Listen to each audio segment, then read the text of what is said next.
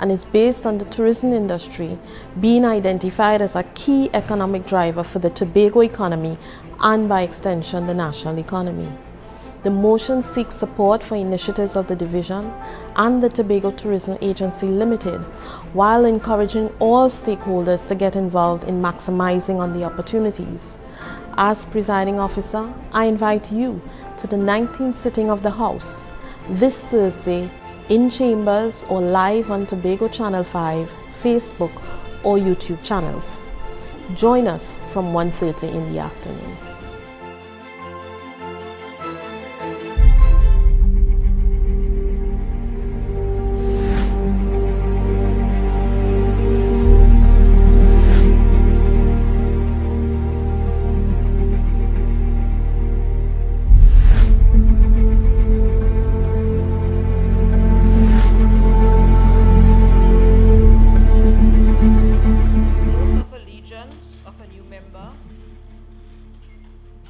Announcements by presiding officer. Members have approved the request for absence of Councillor Nadine Stewart Phillips, Secretary of Tourism, Culture and Transportation, who requested an absence from this sitting, the 19th sitting.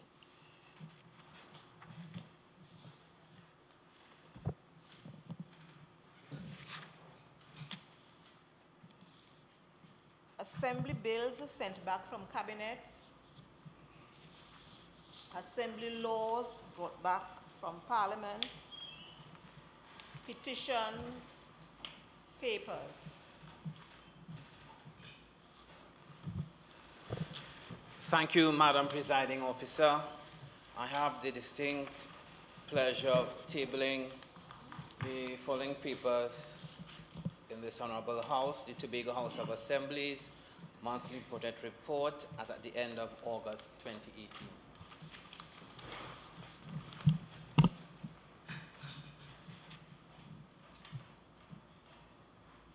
Presentation of reports from Dispute Resolution Commission, Select Committees, Code of Conduct. Questions to secretaries.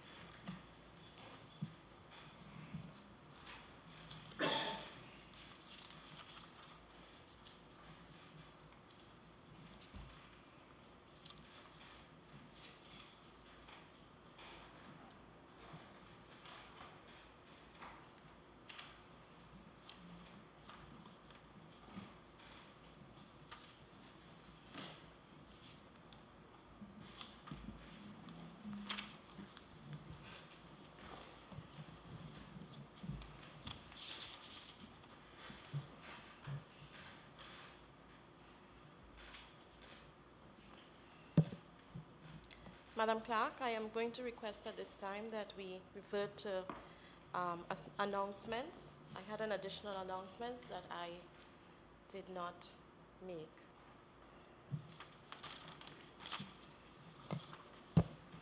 Honorable members, permit me to welcome our specially invited guests from Roxborough and Scarborough Secondary High Schools, along with other observers in the public gallery and those viewing on media platforms. The last month in Trinidad and Tobago will be documented in history as one of the most significant losses to our country, but yet the proudest moments that we can see as a testament to our national anthem: together we stand, together we achieve. And therefore I take leave to give noteworthy mention to them. The people of Trinidad and Tobago have experienced tremendous loss and anxiety with the recent torrential rains. History has also analyzed that this is the worst we have had in the last century, but with the numerous efforts and outpouring of support from Tobago and Trinidad, history will also document that this too has also been one of our greatest moments of unity as a nation. I am therefore confident for the future that within our people is the ability to bounce back from any and every situation that may befall us. And this too we shall surmount, as we have done when faced with so many other circumstances in our past. Additionally, it will be remiss of me not to acknowledge the recent passing of another of our cultural icons. The passing of another of our cultural icons, Winston Bailey, the Mighty Shadow, which has left us culturally poorer, if only because of the richness of his contribution to the entertainment industry, locally, nationally, and regional and internationally. As you're aware, he died in Calypso History Month, mere days before he was scheduled to receive a doctorate to be bestowed upon him. We give thanks that through his unique style of performing, he chronicled the history of our people, our struggles, our characteristics, and our way of life. On behalf of the members of the Tobago House of Assembly Legislature, and on my own behalf, I extend heartfelt condolences to his family and other loved ones. Prayers of strength are also extended to the families and friends of the other recent cultural icons, Dr. Ken Professor Fillmore and Million Voice Kenneth Young. May all their souls rest in peace. In closing, I wish to extend Diwali greetings to the citizens of Trinidad and Tobago. May you have a safe and reflective holiday next Tuesday. I will continue now to the questions. Question number 58, Minority Leader.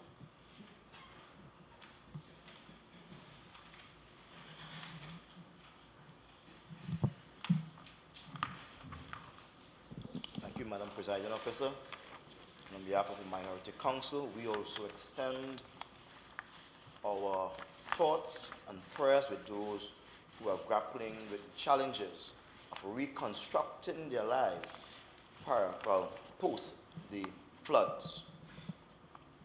Having said that, I'll go on to the question, number 58, to the Chief Secretary and Secretary of Education, Innovation and Energy. Notwithstanding the fact that Trinidad and Tobago Fire Service falls under the jurisdiction of the Minister of National Security, according to the Tobago House of Assembly Act, Section 25(3), which states that all state enterprises which provides services in Tobago shall act in accordance with the policies and programs of the Assembly. Please provide information as it relates to the fire prevention and response in Tobago. A, what is the status of construction of the Roxborough Fire Station? B, what is the total number of fire tenders assigned to Tobago District? And of those, how many are in acceptable operating condition according to the manufacturer's specification? I thank you, Madam Presiding Officer. Chief Secretary and Secretary of Education, Innovation and Energy. Thank you, Madam Presiding Officer. The Office of the Chief Secretary is still awaiting communication from the Ministry of National Security. Thank you. Question number 62, Minority Councillor.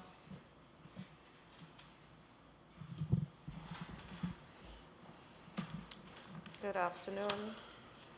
Question number 62 to the Chief Secretary and Secretary of Education, Innovation and Energy, brought forward from a previous sitting.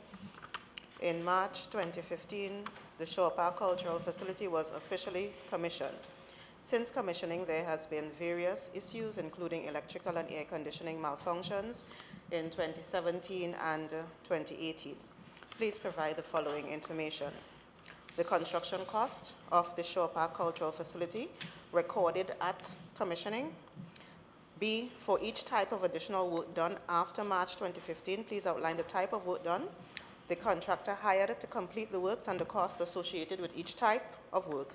And C, are there any outstanding works that need to be completed at the Shore Park Cultural Facility, and what is the estimated time and cost of completion of those works? Thank you. Chief Secretary and Secretary of Education, Innovation and Energy. Thank you, Madam Presiding Officer. At the time when the facility was commissioned, the certified construction cost was $431,686,521.71. cents Trinidad and Tobago dollars.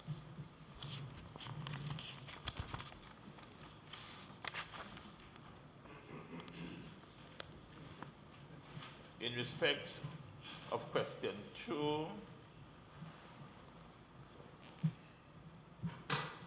work packages, upgrade of sound and lighting system to meet modern performance standards, Veltronics SSS Limited, $1,604,341.38.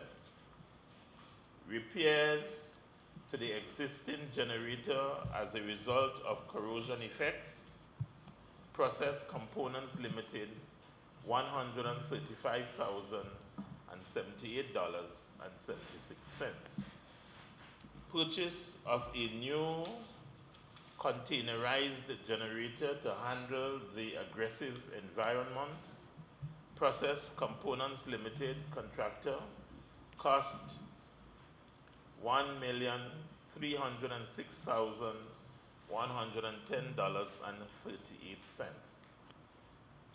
Repairs to the AC chiller plant due to corrosion and other problems, Technical Construction Support Services Limited, $150,000, and Kasama Services Limited, $32,863. Rerouting of the AC chiller lines to upgrade the AC system design, Answer Macal Limited, trading as Abel Building Solutions, $538,040.82. This is currently ongoing. Geotechnical study of lands along the south border to ascertain the cause of a wall and box drain failure, Geotechnical Associates Limited, $76,000. Installation of a roof damping membrane to reduce noise due to rain drain performances, Weather Shield Limited, $2,449,979.41. In respect of question number 3, the following works are earmarked to be completed. Reconstruction of the perimeter wall and box drain. The scope of works is dependent on the findings of the geotechnical study, which was undertaken recently, and the division is currently awaiting those results, which are expected, I'm advised, in this month. Preliminary estimates, however, suggest that it should cost approximately $3.4 million. And the preliminary time frame, which of course is subject to the actual details of the study, is estimated at about 6 months. B, rerouting of the AC chiller lines. A contractor has been selected and a contractor, I understand, has been awarded. Materials are currently being procured at this time from abroad. The additional expenditure expected on this project is $538,040.81. C, enclosing of the AC chiller farm to protect the components from the aggressive environment, cost and time frame to be determined. D, repairs to roof and water line leaks. Assessments are currently being done, after which the cost and time frame for completion will be determined.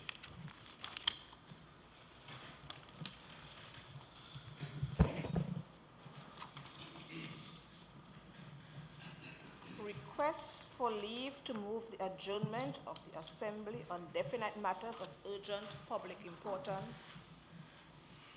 Statements by secretaries or assistant secretaries. Personal explanations. Introduction to bills. Motions relating to the business or sitting of the Assembly and moved by a secretary or assistant secretary. Public business. Executive Council Business motion. Leader of Assembly Business. Thank you, Madam Presiding Officer. And I stand today proudly, and of course it's a special honor and privilege for me to move this motion on behalf of Councillor Nadine Stewart Phillips, who is unavoidably absent due to unforeseen circumstances. Madam Presiding Officer, during the course of this debate, I would also ask your leave under Section 42(6) of the Standing Orders, as I may have to refer extensively to my notes. And the motion, of course, reads, whereas... Approved. Thank you very much, Madam Presiding Officer. Whereas the tourism industry has been identified as a key economic driver for the Tobago economy, and by extension, the national economy, and whereas the tourism industry has the potential to generate foreign exchange as well as create both direct and indirect employment, and whereas the Executive Council established the Tobago Tourism Agency Limited, which has in turn collaborated with key stakeholders in the industry to develop a 3-year roadmap for growth, be it resolved that this shall support the initiatives of the Division of Tourism, Culture and Transportation, as well as the Tobago Tourism Agency Limited. And be it further resolved that this House encourage schools, communities, NGOs, CBOs, FBOs to join with the other key stakeholders in the tourism industry to fully utilize the opportunities that will be generated by these initiatives. Madam Presiding Officer, this motion is very timely for many reasons. First and foremost, yesterday I was witness to the launch or the start of a new era in the branding and marketing of Destination Tobago. And let me be the one to signal my appreciation, congratulations, and applause to the Tobago Tourism Agency Limited, and of course, the Division of Tourism, Culture and Transportation, led by Councillor or Secretary Nadine Stewart Phillips, for the launch of the new brand for Destination Tobago, Tobago Beyond Ordinary. And Madam Presiding Officer, I want us to keep that in mind as each of us present today, Tobago Beyond Ordinary. And the question is, why the need to reinvent ourselves? And I just want to give a quick story before I go into the details. Madam Presiding Officer, when I entered university, and I was actually one of the top swimmers on campus, despite my portly physique at this point in time. And I remember going on to the Hall of Residence, and it was an all-male hall, and I was the top swimmer there. Swimmers from all across the islands. It didn't matter, we beat them all. Caribbean Week, top swimmer again. And it was easy for me to say that I was the top swimmer. And then the time came when there were UWI Games coming up. And I know the members opposite may want some swimming lessons, and it's okay. I'm a certified lifeguard as well. But when we started the training, again, I was one of the top swimmers, so I'm on top of the game. But oddly enough, when it came time for trials, I found myself having to catch up with the competition. Little did I know that persons who were competing against me had gotten my times and gauged themselves against me and had begun extra preparations in order to overcome the challenge that they saw as this particular swimmer. Madam Presiding Officer, I was actually the last addition to the swim team at that point in time. And although I didn't make it to that particular UWI Games, it was a life lesson. That though we may think that you're on top of your game, and though you may think that things are going well for you, you always have to stay tuned in a competitive environment to ensure that you're ready to re-engineer, reinvent, and do things differently. Because rest assured, those competing against you will be doing the same thing. And this lesson can be taken right here in the tourism industry in Tobago. In 2005, Madam Presiding Officer, Tobago was at its height. We were attracting the highest number of international arrivals under this very same P&M administration. When we came in 2001, the tourism industry hotels were still being closed for some seasons. There were no fast ferries on the air bridge. International airlift was next to nil. This the P&M administration would have transformed that, and we got to the top. The Tobago Jazz Festival was called the second most prestigious jazz event in the world by Forbes magazine. We were flying high. And the competition, Madam Presiding Officer, did not sit still.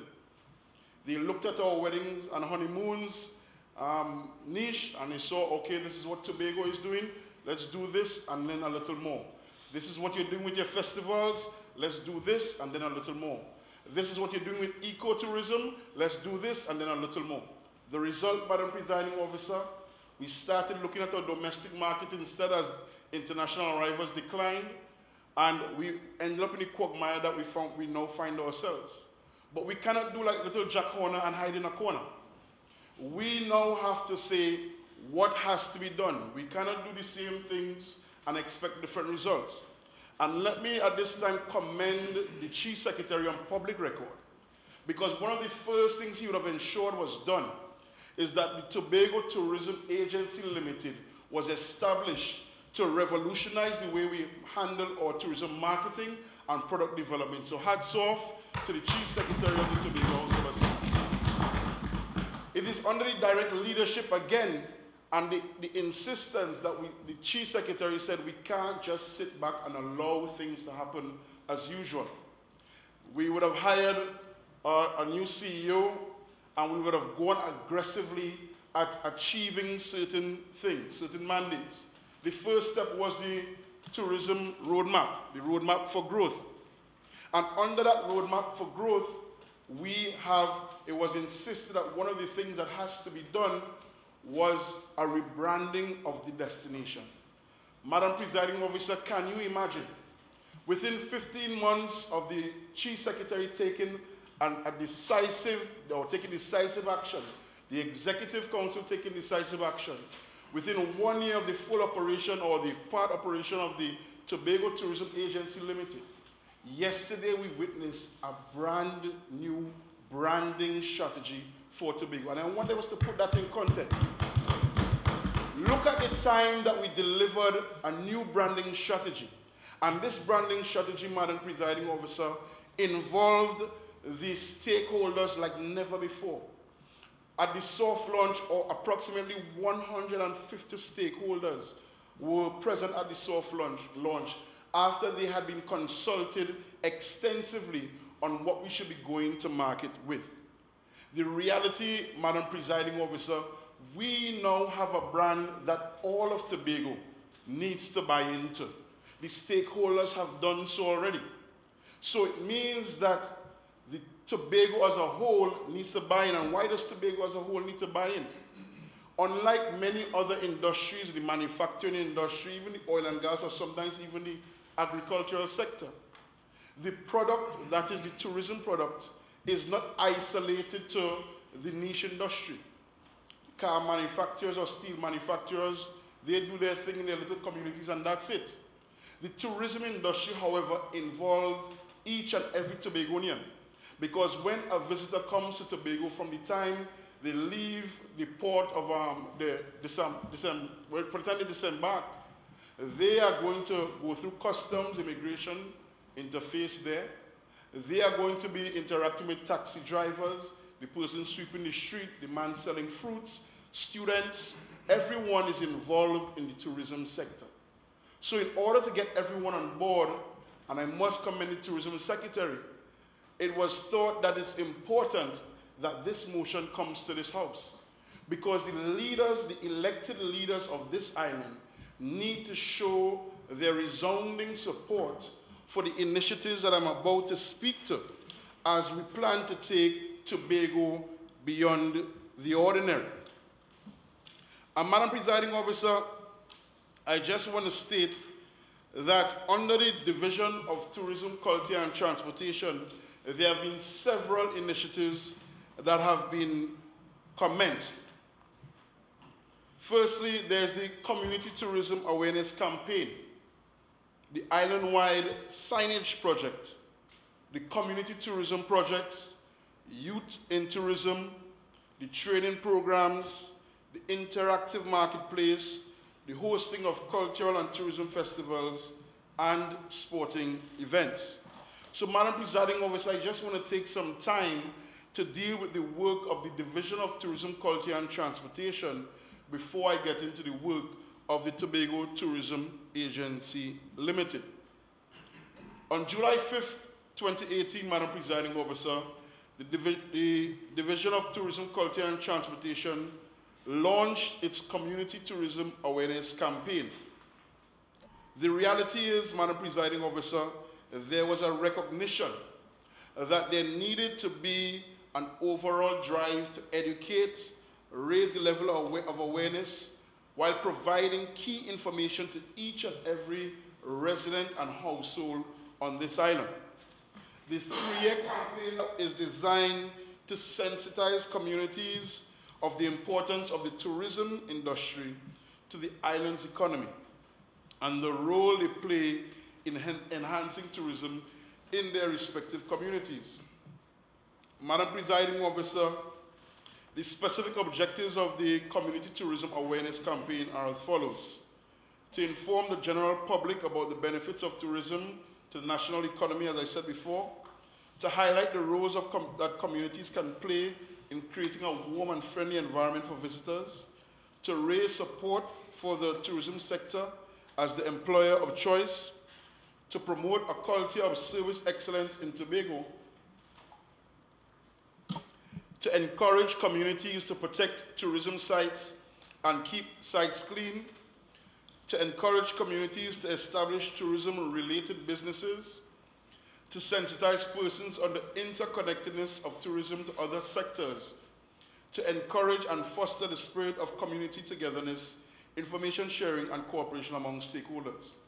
Madam Presiding Officer, my colleague, Assemblyman Shomari Hector, will delve more extensively into the work on the community tourism awareness, as there's an active partnership between the divisions of Tourism, Culture and Transportation and the Division of Community Development, Enterprise Development and Labor in ensuring greater community participation in the community tourism initiative.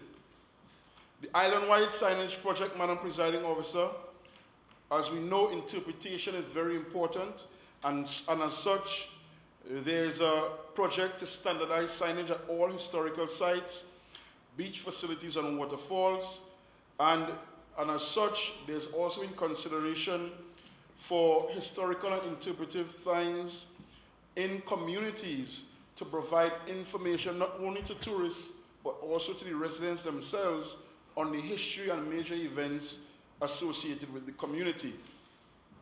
Madam Presiding Officer, at this time, it gives me pleasure to state that the division has already erected signs at the Speyside Water Wheel and Speyside Estate, and residents can expect to see more signs being erected in the upcoming months. So Assemblyman Farley Augustine must be pretty happy about that. In terms of community tourism, as I said, Madam Presiding Officer, the reality is communities have to play a greater role in the tourism sector because it has been identified as part of our unique offering.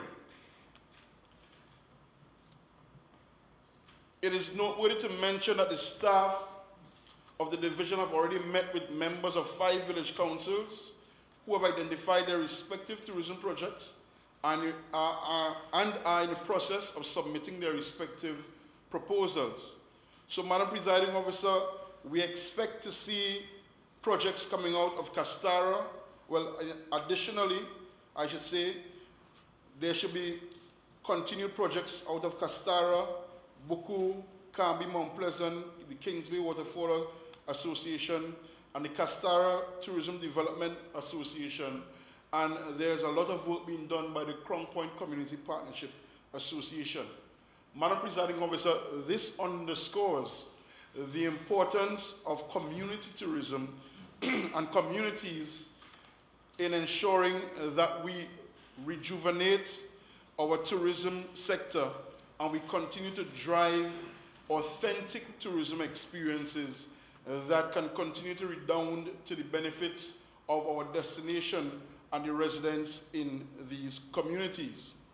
Another initiative, Madam Presiding Officer, that I was extremely pleased to see roll out was the Youth in Tourism initiative.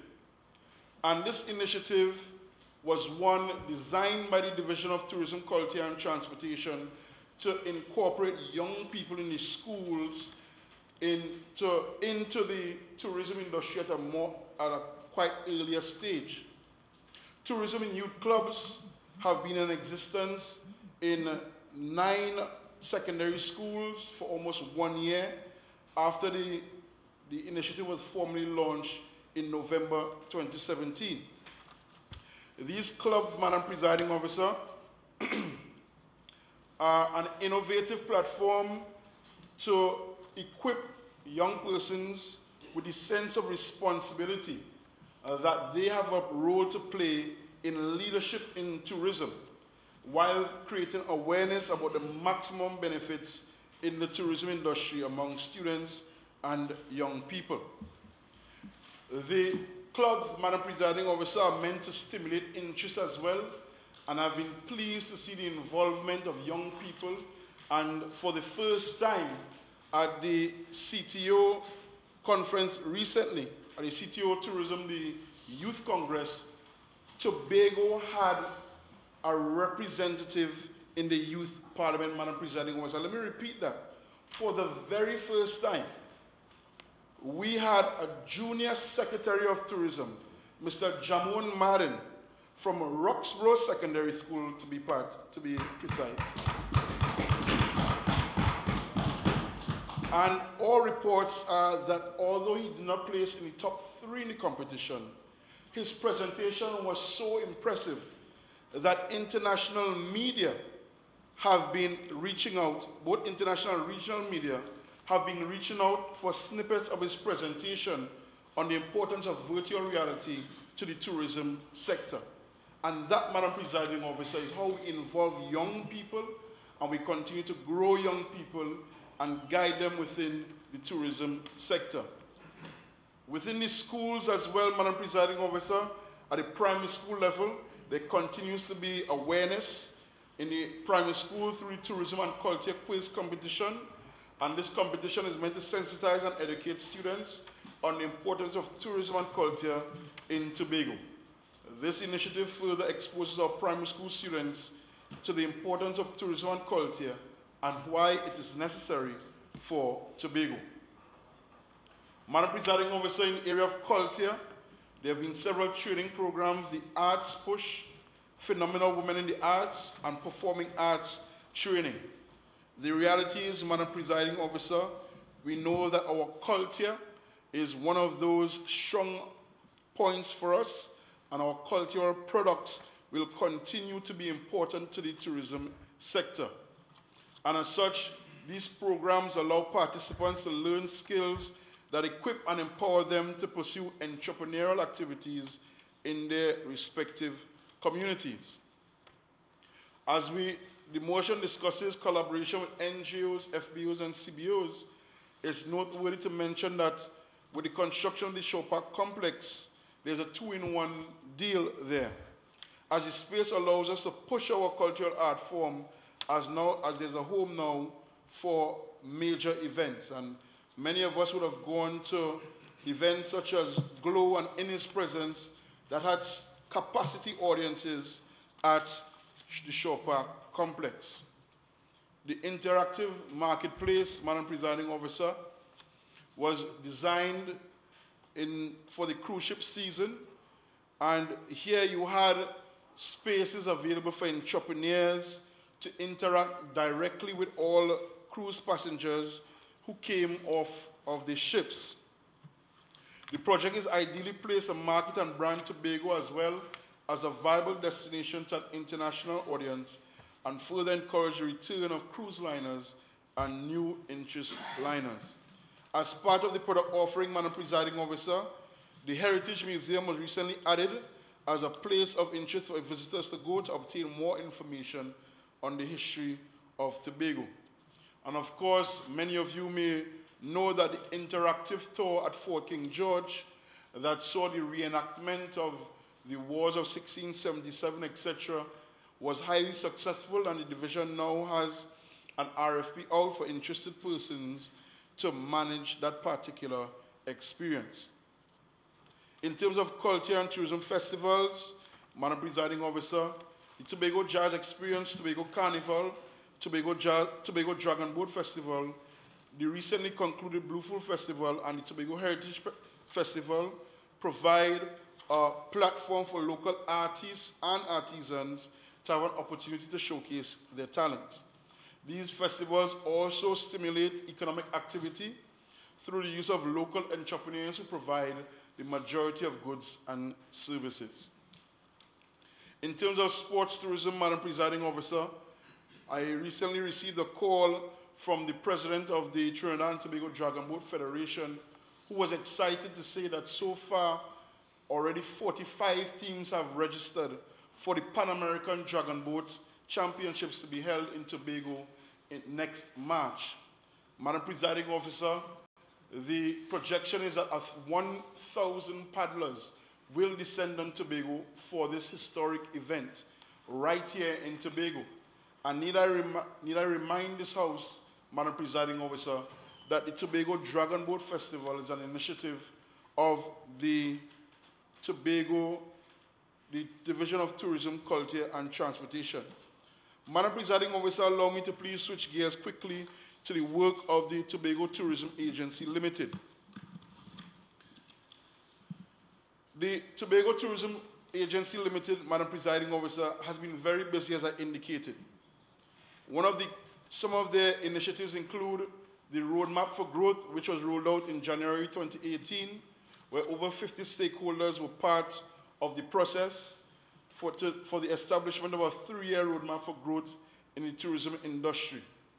The main targets outlined in this roadmap, Madam Presiding Officer, include increasing stayover international arrivals by 90% by the year 2020, driving incremental businesses, small properties and villas in Tobago by 40%, to increase on-island expenditure, to increase air capacity from Tobago, from North America and Canada, and to increase the number of cruise calls.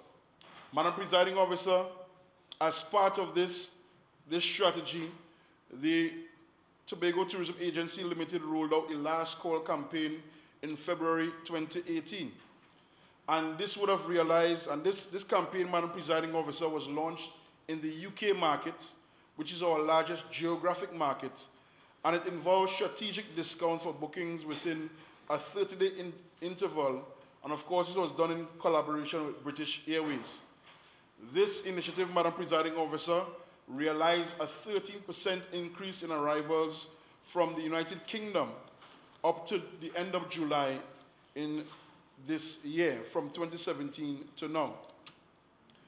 Madam Presiding Officer, might I add that this initiative cost there was no additional cost to the destination. The agency would have gone further in November 2017 to issue a pull-out article in the Telegraph on Tobago, the UK Telegraph, which has a circulation of over 500,000 readers and an online circulation of 1.2 online viewers. Madam Presiding Officer, this initiative again was done at no additional cost to the destination, though there was significant cost involved. There was also a product product managers farm trip in December 2017, Madam Presiding Officer, which was designed to give product managers from the major tour operators an experiential orientation of the destination of Destination Tobago. And this, of course, included accommodation sites, attractions, and activities. The Caribbean Marketplace and World Travel Market, Madam Presiding Officer, have been two events that the agency has ensured that there's been representation, along with the other significant niche shows, again, with the aim of reinforcing our presence in the market and ensuring that we have that kind of visibility, destination visibility.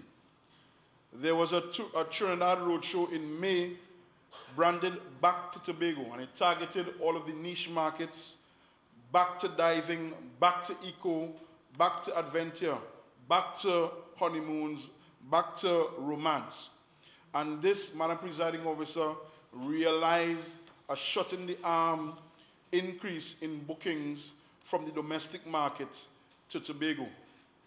There were also promotional articles in two major magazines that have a combined circulation of over 500,000, the Woman and Home magazine and the Mary Claire magazine, targeting the 25 to 45 age bracket, because it was found that although the men pay for vacations, Madam Presiding Officer, the women are the ones that really chose where they traveled to. This was a £400,000 value, Madam Presiding Officer. Again, although there was a £400,000 value, there was no additional cost to the destination. Madam Presiding Officer, I want to use some time especially to dive in to the destination rebrand and go-to-market strategy that was launched just yesterday. And after extensive research, Madam Presiding Officer, a couple of things came out. Of course, a sentiment analysis was done across the internet because we are focusing a lot more on digital marketing. And it was found that there are many opportunities for us here in Tobago. First and foremost, the Caribbean is mentioned in over 1.7 million conversations on vacation. Well, over 3 million, conversations, and 1.7 million of these, there are no specific destinations attached. It means there are 1.7 million persons looking for Caribbean vacations without a particular destination in mind. When the sentiment analysis was done, it was found that Tobago had a net positive sentiment in the market of 86%. It means that people think highly of Tobago. It was also found, Madam Presiding Officer, that this sentiment that persons held for Tobago was higher in many cases than many of our competitors. And it was found that there are a couple of things that came out. In the survey, online surveys, it was found that Tobago was known for being untouched, or the sentiment of Tobago was that it was untouched, unspoiled, and undiscovered. It means, Madam Presiding Officer, at the foundation of our strategy, as we go to market with a new strategy, we are keeping in mind that Tobago, and we are using to our advantage, that Tobago is untouched. It means that we are yet to be overdeveloped. We are yet to be overrun by some of the international commercial brands, the McDonald's and so on. We are unspoiled. We still preserve our environment, our whole environment in high esteem, and we are undiscovered, so that we are one of the best kept secrets in the Caribbean. Madam Presiding Officer, moving forward, the destination will focus on 4 key pillars for marketing Destination Tobago. Under the strategy, as I said before, Tobago Beyond Ordinary. The focus will be on sun and sea, which of course will take into account all the coastal activities, diving, fishing, and so on. eco and soft adventure. 3 will be people, culture, and heritage. And 4 will be the weddings and honeymoons segment. Madam Presiding Officer, based on the research, it was found that these key or these foundation pillars that we are looking at are indeed our strengths in terms of niche markets. And the strategy moving forward will be to, of course, reinforce our presence in the geographic markets of the United Kingdom, the German market, and the Scandinavian market, Madam Presiding Officer, and as well start targeting these specific niches as well.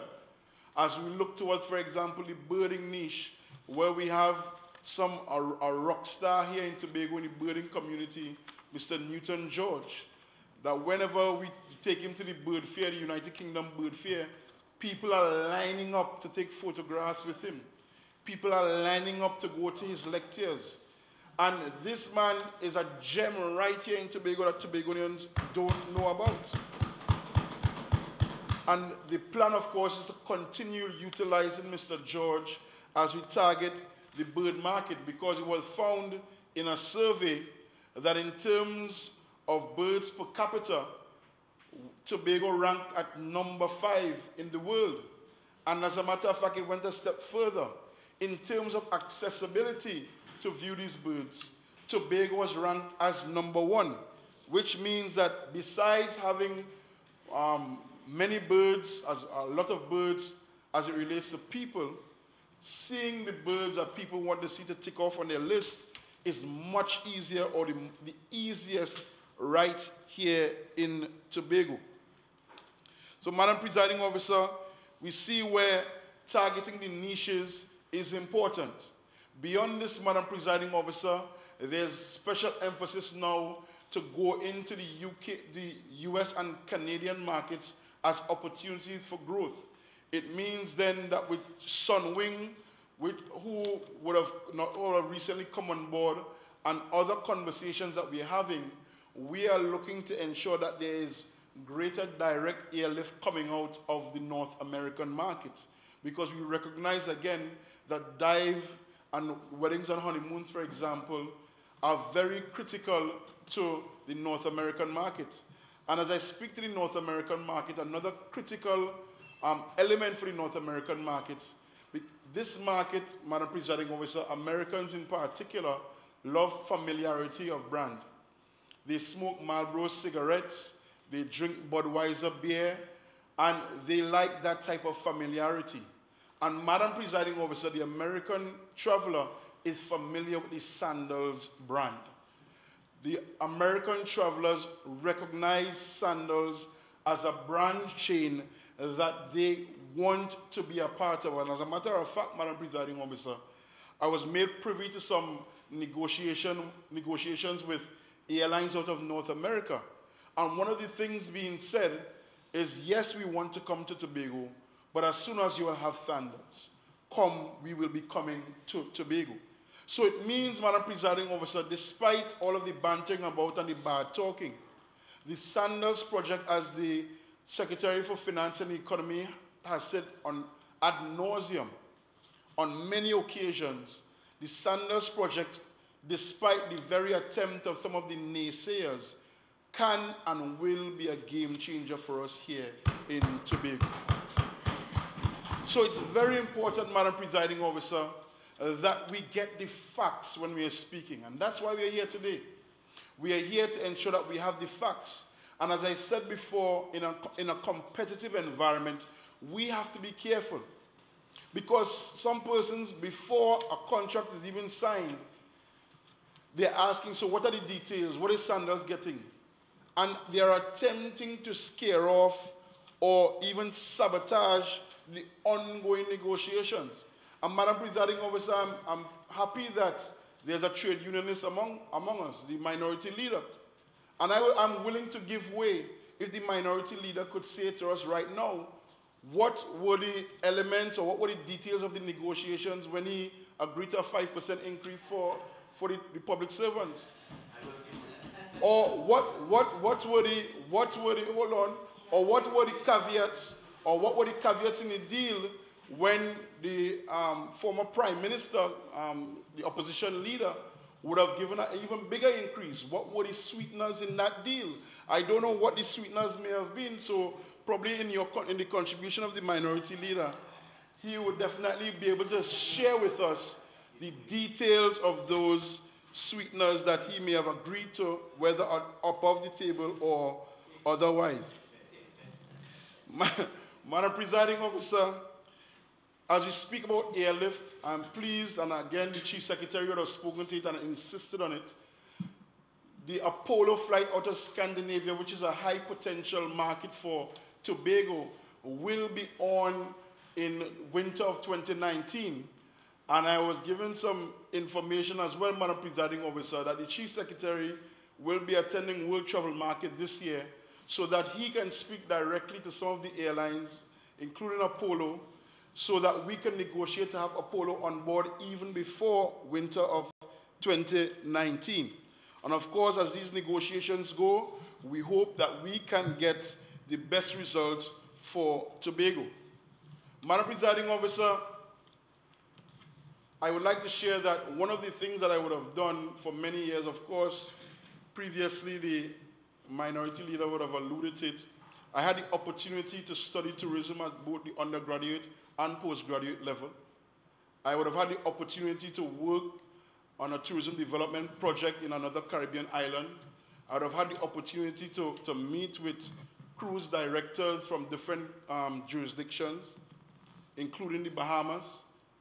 And Madam Presiding Officer, one of the things I see coming out, or one thing I could say definitely, is that all of this experience I have, which includes lecturing at the Tobago Hospitality and Tourism Institute for approximately 5 years as a tourism lecturer, I can say without reservation that the initiatives for the go-to-market strategy, Madam Presiding Officer, the initiatives under the new branding strategy would have received a grade A+ anytime I was grading those papers. Madam Presiding Officer, these plans laid out by the Tobago Tourism Agency Limited are second to none.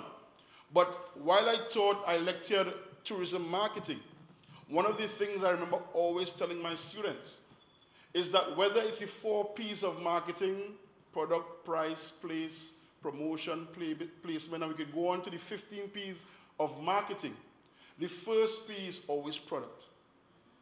Madam Presiding Officer, it is very critical that the message comes across that our product continues to grow and be reinvented. And a key element of our product is the accommodation sector. The accommodation product, Madam Presiding Officer, many of the plants need to be upgraded. And that's a fact. It's not a secret. We are competing in an international market. One of my friends recently was booking a vacation, and he said, you know, the only reason that I'm coming to Tobago is because of you. But it's a lot easier and cheaper for me to go to Thailand. Because again, the product there, the hotel product in particular, is much cheaper, he gets more value for money. So the reality is we have to look at what works for us. And although we are looking at what works for us, we still have to look at how can we upgrade our tourism accommodation product. And I'm pleased to note that the tourism accommodation upgrade project is one that the Tobago Tourism Agency Limited is working on. And this project, Madam Presiding Officer, is a policy initiative. It's aimed at facilitating the upgrade of existing small and medium-sized hotels as well as guest houses in Tobago through the provision of a reimbursement incentive, Madam Presiding Officer, to owners who upgrade their accommodation properties to a first-class level. The intent of this tourism accommodation upgrade project is for local properties to meet or exceed the Trinidad and Tobago standard requirements for tourism accommodation.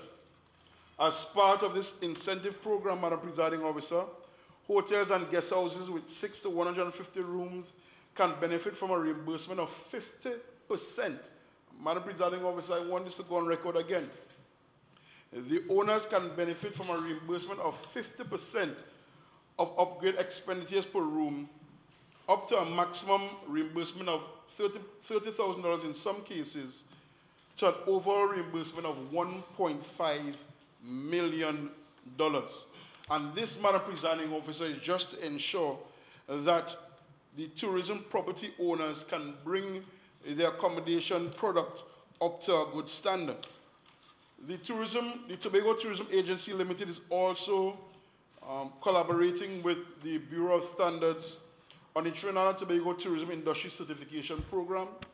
And again, this program is carried to start in a new fiscal, and although it's now a voluntary program, Madam Presiding Officer, the incentives that will be provided, or incentives will be provided to ensure that persons come on board as we seek to provide the assurance of quality to our visitors, because that is very important. And we want to ensure that operators maintain these international standards of operation year in, year out. Because as we know, Madam Presiding Officer, there is a great equalizer or watchdog, as we should call it, online, called TripAdvisor. And whereas in the past, accommodation or property owners may have been able to get away with fooling people and say, well, I have a 5-star or 4-star property. And then when persons land, they get a 1 or 2-star experience. That is no longer the case in the age of TripAdvisor.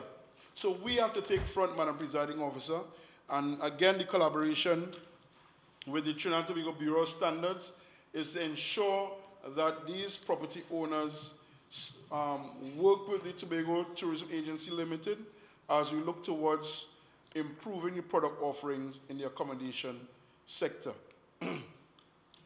Madam Presiding Officer, I would have alluded previously to international airlift, and there are currently discussions ongoing to maintain international airlift out of the German and UK markets as well as New York, and we are speaking with another international airline to secure further airlift out of Canada.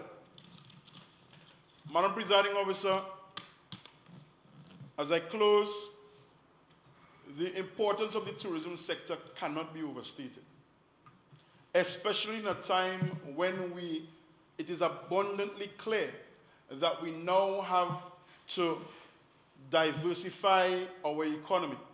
We have to diversify our economic activities. And of course, the Secretary for Finance and the Economy will speak in more detail to this. The reality is we are going to have more competition in the oil and gas sector. The reality is our oil reserves are getting lower and lower.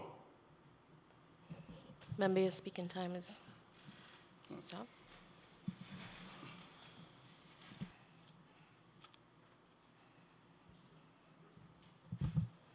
Thank you, Madam Presiding Officer. Madam Presiding Officer, I move that the speaking time of the member be extended by a further 10 minutes.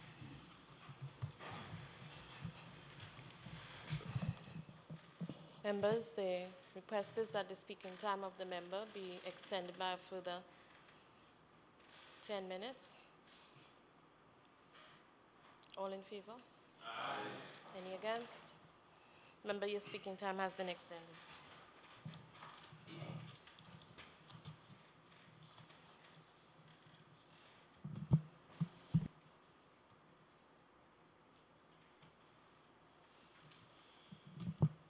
Thank you, Madam Presiding Officer. I assure you I won't require the entire 10 minutes. Madam Presiding Officer, as I said in conclusion, we can't overstate the importance of the tourism sector, particularly in Tobago at this point in time. But what is most critical is that each and every Tobagonian sees themselves as an ambassador for tourism. We have to be our greatest salespeople. We have to be our greatest product managers. We have to be our greatest tour operators, our greatest tour guides. Madam Presiding Officer, going forward, it is critical that we ensure that we continue to promote new product offerings and experiences, that we emphasize responsible tourism, and that we pursue quality standards for the industry. And as indicated and would have been demonstrated before, that we continue to strengthen our research capability as we've been focusing quite a lot on that. Finally, Madam Presiding Officer, in terms of customer service, we must be the guardians of our good graces, or we must build on our good graces, or good teachings, or groundings as Tobagonians, as we ensure that we offer not only good customer service, but service excellence to each and every person who visits our shows. Madam Presiding Officer, I beg to move. Members, the question proposed. Whereas the tourism industry has been identified as a key economic driver for the Tobago economy and by extension the national economy, and whereas the tourism industry has the potential to generate foreign exchange as well as create both direct and indirect employment, and whereas the Executive Council established the Tobago Tourism Agency Limited, which has in turn collaborated with key stakeholders in the industry to develop a 3-year roadmap for growth. Be it resolved that this House support the initiatives of the Division of Tourism, Culture and Transportation as well as the Tobago Tourism Agency Limited. And be it further resolved that this House encourage schools, communities, NGOs, CBOs, FBOs to join with other key stakeholders in the tourism industry to fully utilize the opportunities that will be generated by these initiatives.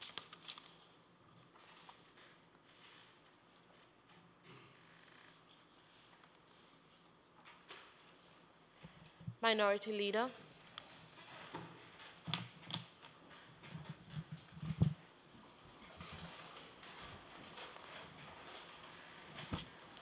Madam Presiding Officer, I thank you for this opportunity to stand in this House and debate such a timely bill. Allow me to also compliment my colleague, Leader of Assembly Business, Kwesi Devines, on a presentation well done. I oftentimes felt that he was a square peg in a round hole. Today I've gotten the evidence of that. Clearly, works is not his forte, but tourism. But that's what happens at times when leaders do not pay attention to their colleagues' skill. Hence, we have had all the problems with tourism thus far. As I contemplate this bill, Madam Presiding Officer, I ask myself, why now? Why now? Why 2 years late? These plans could have been instituted from the word get-go. Why now? But I was comforted by my colleague, Councillor Kwesi Devines, in his retort when he said, new era. And I marked that word. I hope it is not a new era. He said, new era. I hope it's not a new era. You see, my colleagues on the other side are noted or are known for making mistakes upon mistakes. And I pray that this is not another one. As DJ Khaled will say, this is not another one. We are hoping and praying this is indeed a new era and not a new era. I go further to say that I find nothing wrong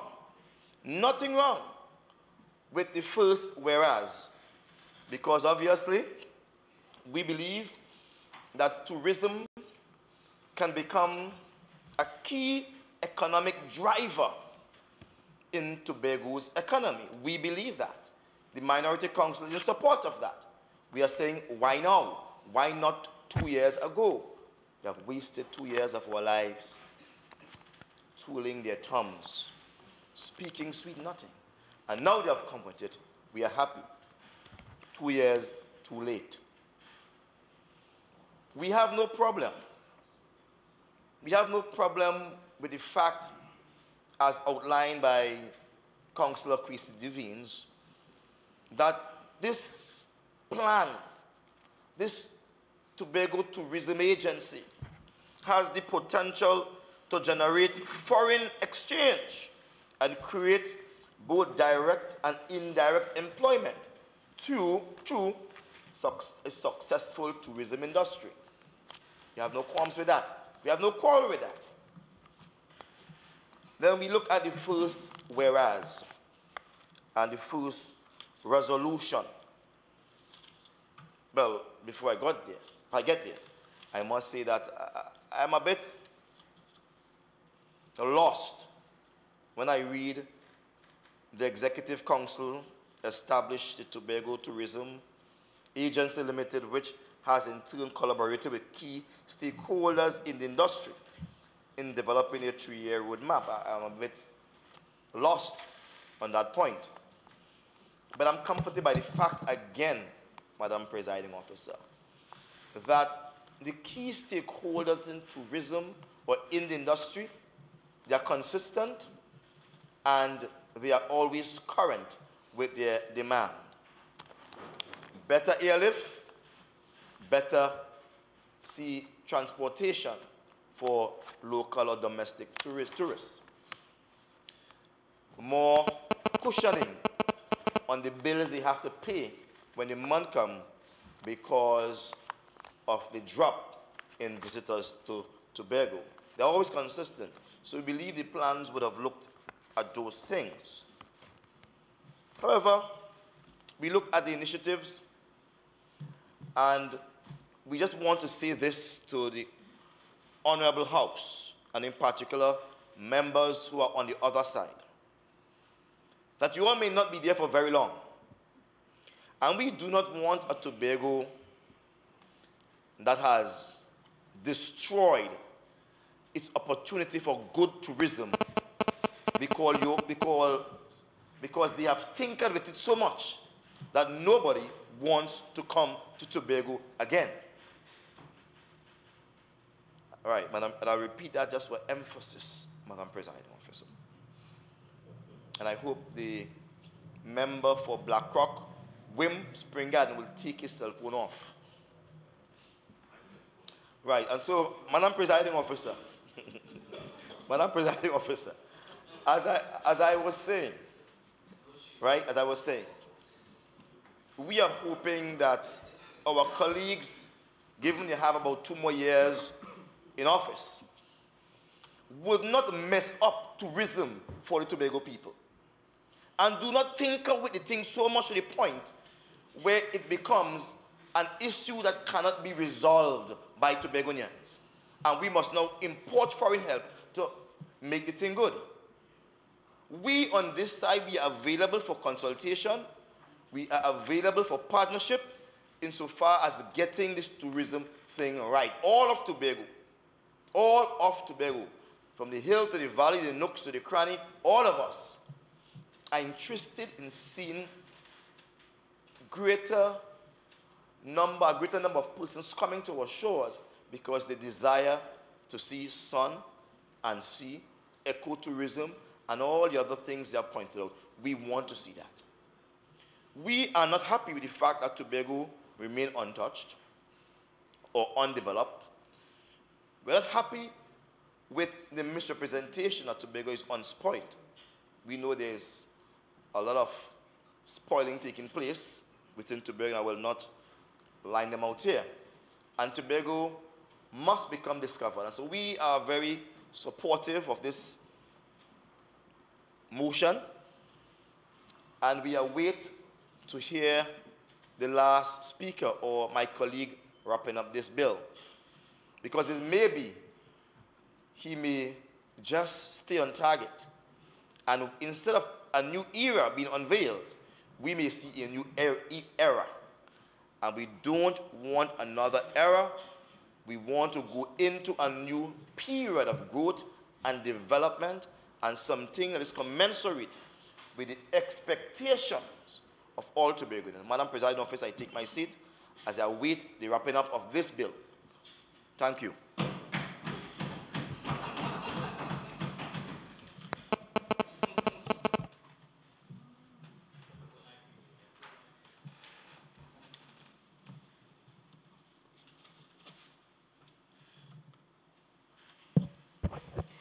Member for Bethel Mount-Irvin, Assistant Secretary in Community Development and Enterprise.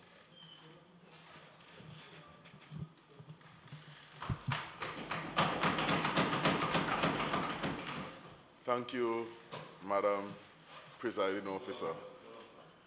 I want, without perverting the compliment, to really acknowledge in true style the work done by Councillor Devines in representing the presentation of Councillor Stuart Phillips. I couldn't tell that that was not his prepared material because of the fluency with which he would have made the presentation, even though he tried to mamagai us by asking for leave to read our documents. And it goes to show that on this side of the divide, we are a dynamic people. I want to also speak just briefly about what obtains on the other side of the divide, because it suggests to me that the short presentation, uncharacteristically short presentation made by the minority leader suggests that without preparation, he came trying to exegete this motion extemporaneously and failed. And so had to very quickly retreat into the singularity of the quietness that he would enjoy hereafter, not ever becoming Chief Secretary to the Tobago House of Assembly. But I want to jump quickly into the motion because the quality of the motion and what it seeks to accomplish suggests some measure of civility should be attained in addressing the points posited here today. And so I really just want to focus on the good. Madam Presiding Officer, let me begin by just stating that I feel really very honored to be able to speak on this motion. You know, as a young man in politics, it gives me an opportunity to become, as it were, the youth ambassador to call on the young people of Tobago to get involved and construct through tourism the kind of future that they deserve for themselves.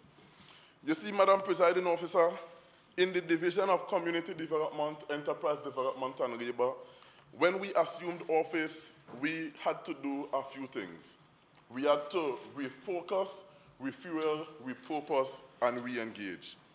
And in so doing, Madam Presiding Officer, we would have arrived through team efforts at a new vision and a new strategic mission and core values and the likes in order to realize and recognize our goals. Madam Presiding Officer, what rings true to me still is the fact that we are speaking in our division about building strong families, sustainable communities, and a healthy and productive workforce.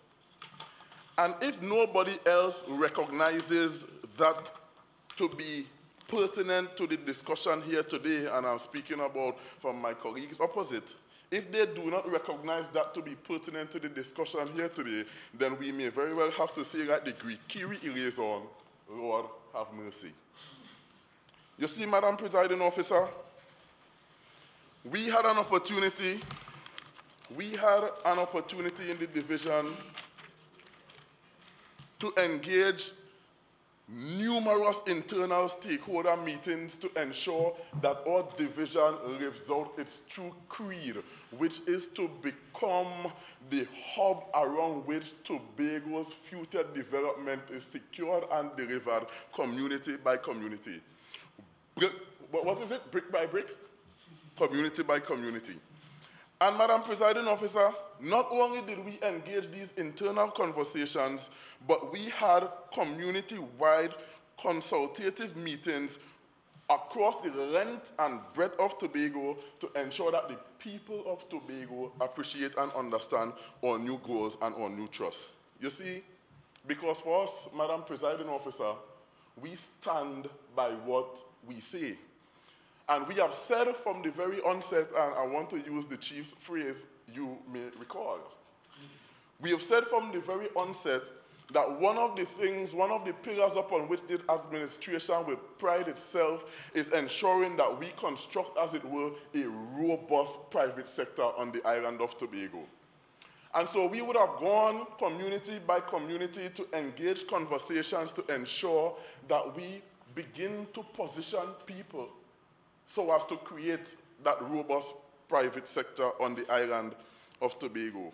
Madam Presiding Officer, I remember distinctly when we were in Parativier, one of the village council members said, I hope this is not the usual talk shop.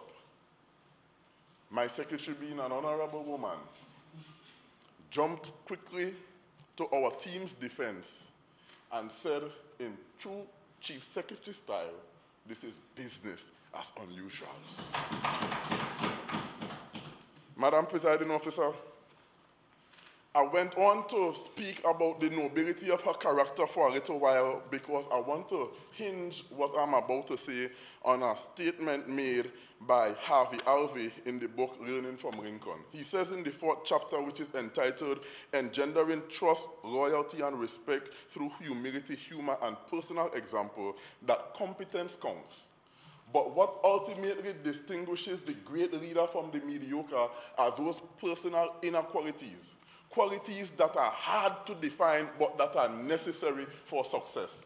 Qualities that each of us must develop for ourselves. Madam Presiding Officer, when my secretary gave the commitment to the people of Parativier and the people of Tobago that this would be business as unusual, we came back to this very chamber, this honorable house, and had the support of this house to establish, as it were, the Community Consultative Planet Unit to support the Tobago Community Action Model, which was designed to mobilize and strengthen communities to ensure that we can pride ourselves on our Tobagonian identity. That is performance. But I will stop because I don't want the chief to, I stand in support of my chief. Right. Madam Presiding Officer, I want to stand in support of my chief by referring to his mathematical, what did I call that? Proclivity, that ability. Because when we came into office in some 20 to 21 months ago, we inherited a graduation skills program, a vocational skills program that graduated in that same year, 2016, 452 persons that were engaged in the programs of study, in the courses. Having looked at it critically, having revised the operation, having re-engineered the management system and the accountability mechanisms to ensure that the people of Tobago could benefit from those services, in the successive year 2017, we graduated 772 persons. The Chief Secretary has calculated that to be a 41% upward adjustment. In 2018, this year, if we continue to use 2016 numbers as the benchmark, having graduated now 1,059 persons, we can say with certainty that the division has been carrying out its mandate and achieving its goal because we have now graduated in excess of 90% addition by way of upward adjustment to the amount of persons accessing vocational skills training to empower themselves and their communities. Madam Presiding Officer, I want to pause to let that soak in for a little while. Because I don't know if the minority bench has the discipline like me that after they don't talk to continue to listen. Sometimes they may get disengaged. So let me just say again, with clarity and some charisma, we have achieved an upward adjustment of in excess of 90% in the vocational skills program in the year 2018, only 20 months after we came into office.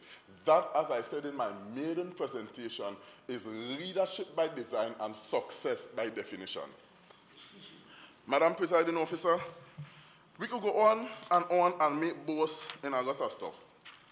But what I really want to point out, Madam Presiding Officer, is that that vocation skills program created, as it were, the fillip that gave life and buoyancy to a tripartite arrangement that was had on the island of Tobago for the very first time, designed to empower our people to become the dominant creative force in their own lives. You see, I like to quote the Chief Secretary, though, because I want him to know that I'm an excellent student and that one day his confidence in me will never be called into question, not by himself or anybody else. I will remain worthy of his confidence in me. I say amen. Amen. Madam Presiding Officer, not only did we engage that tripartite arrangement so that our CPEP and URP and artisan tradesmen and the likes can be empowered and certified and the likes, we are also in the process at the Division of Community Development of engaging an MOU arrangement with MIC Institute of Technology to train our people so as to allow them to be able, in one respect, to be able to pursue different career options which will help us to create that robust private sector on the island of Tobago that we are talking about. I do not want at all to preempt the negotiations and the agreements by saying too much, but I certainly want to let the people of Tobago know the time has come for you to begin to position yourself to reap the benefits of these kinds of administrative decisions that have been made in your best interests. Madam Presiding Officer, I want to run through quickly, because I want to spend some time talking on some things. So let me deal with the facts to create the foundation first.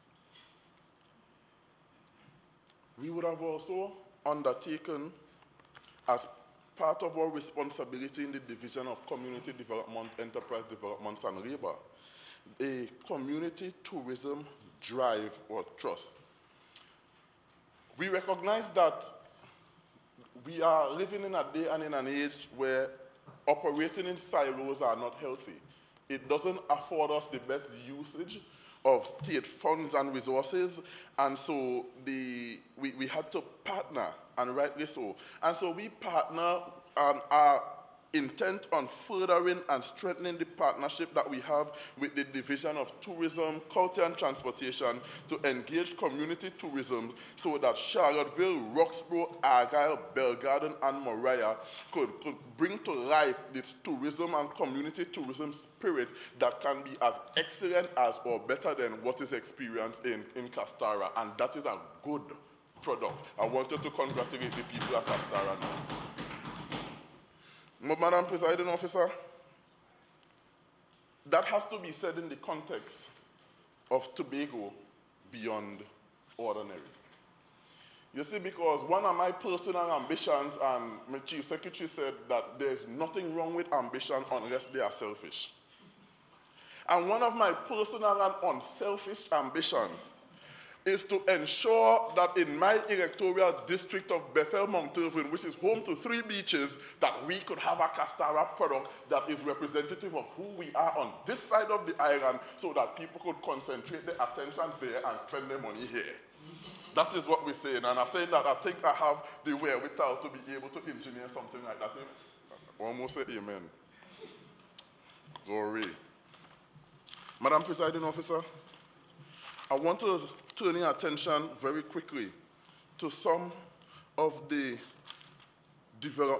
departmental programs and activities that are being done in the Division of Community Development so that we can appreciate in full our role and our responsibility in bringing to fruition what has been resolved on this paper, that the House support the call for the Division of Tourism and Culture as well as the Tobago Agency Limited to engage, Madam Presiding Officer, NGOs, FBOs, CBOs, schools, communities, and the likes to support the work of the tourism agency on the island of Tobago. You see, Madam Presiding Officer, when we went in community after community after community, we gave the people of Tobago the firm assurance that we will do nothing without their involvement and their participation. We had purpose in our heart then, Madam Presiding Officer, that any activity, any initiative to be undertaken or implemented in a community must be done in collaboration with the very community stakeholders so that they can pride themselves in the work and the programs being delivered in their community. Madam Presiding Officer, outside of this motion, outside of this pure request for their support, the support has already been given, and we are just doing this to ensure that we institutionalize certain things so that no selfish aspiration, no untrained ambition could come and try to undermine and mash up the foundations of success which we are going to create on the island of Tobago now and in the future. Madam Presiding Officer, in so doing, let me talk very quickly about the Department of Community Development. It has close working relationships with village councils, community councils. We would have done in that department, we would have kept Cool Kids Camp, and this year in particular, I want to pride myself in suggesting that it wasn't a one-off, that we would have held a camp in the east and one in the west, so that the people of Tobago would have had the full benefit of engaging the activities and having our nation's youth or island's young people coming out and engaging communities. You see, Madam Presiding Officer, in the Cool Kids Camp, one of the focus, one of the emphasis was to ensure that these people engage the communities, engage its community spirit, engage its entrepreneurial spirit, engage its tourism spirit, so as to be able to give back to that community something that they in the future will be the inheritors of. Madam Presiding Officer, I'm very happy to say that I would have attended just like my secretary did, and that we would have both had to sit on the floor with them. We would have both had to, in some instances, wipe their eyes and clean their noses. We would have both, in some instances, had to hug up and comfort and cushion, and sometimes even mama guy, because we know children, you know, we tell them, your mom, you're too beautiful for that, and things, and they feel good and nice, and I got that from my secretary. But Madam Presiding Officer, the point is this, that in our evaluation and in the public's assessment of the Cool Kids Camp that was held both in the east and in the west, every child left there feeling empowered and feeling as though they have a role to play in building a community in which they can be proud. And Madam Presiding Officer, that is commendable. We would have also engaged the Centenarian Appreciation Program, and in a week's time, not many days from now, we will be engaging the Metro program in the community of Bethel, my home, under the theme Rebuilding the Block. Rebuilding the Block. And it is further supported by the position that we now hold that we are stronger together and that our men matter. You see, Madam Presiding Officer, it was the apostolic politician, Dr. Reverend Martin Luther King Jr., who said, how can we transform the block into educational launching spaces? In other words, he was saying, Madam Presiding Officer, that as opposed to trying to attack the block and to mash up the foundation of the block, that we can reinvent, reimagine, redefine what constitutes a block so that when people get to that environment, they leave with their characters both strengthened and purified. And we are prepared to do that in this division and in this administration. That is the goal, and that is our aim.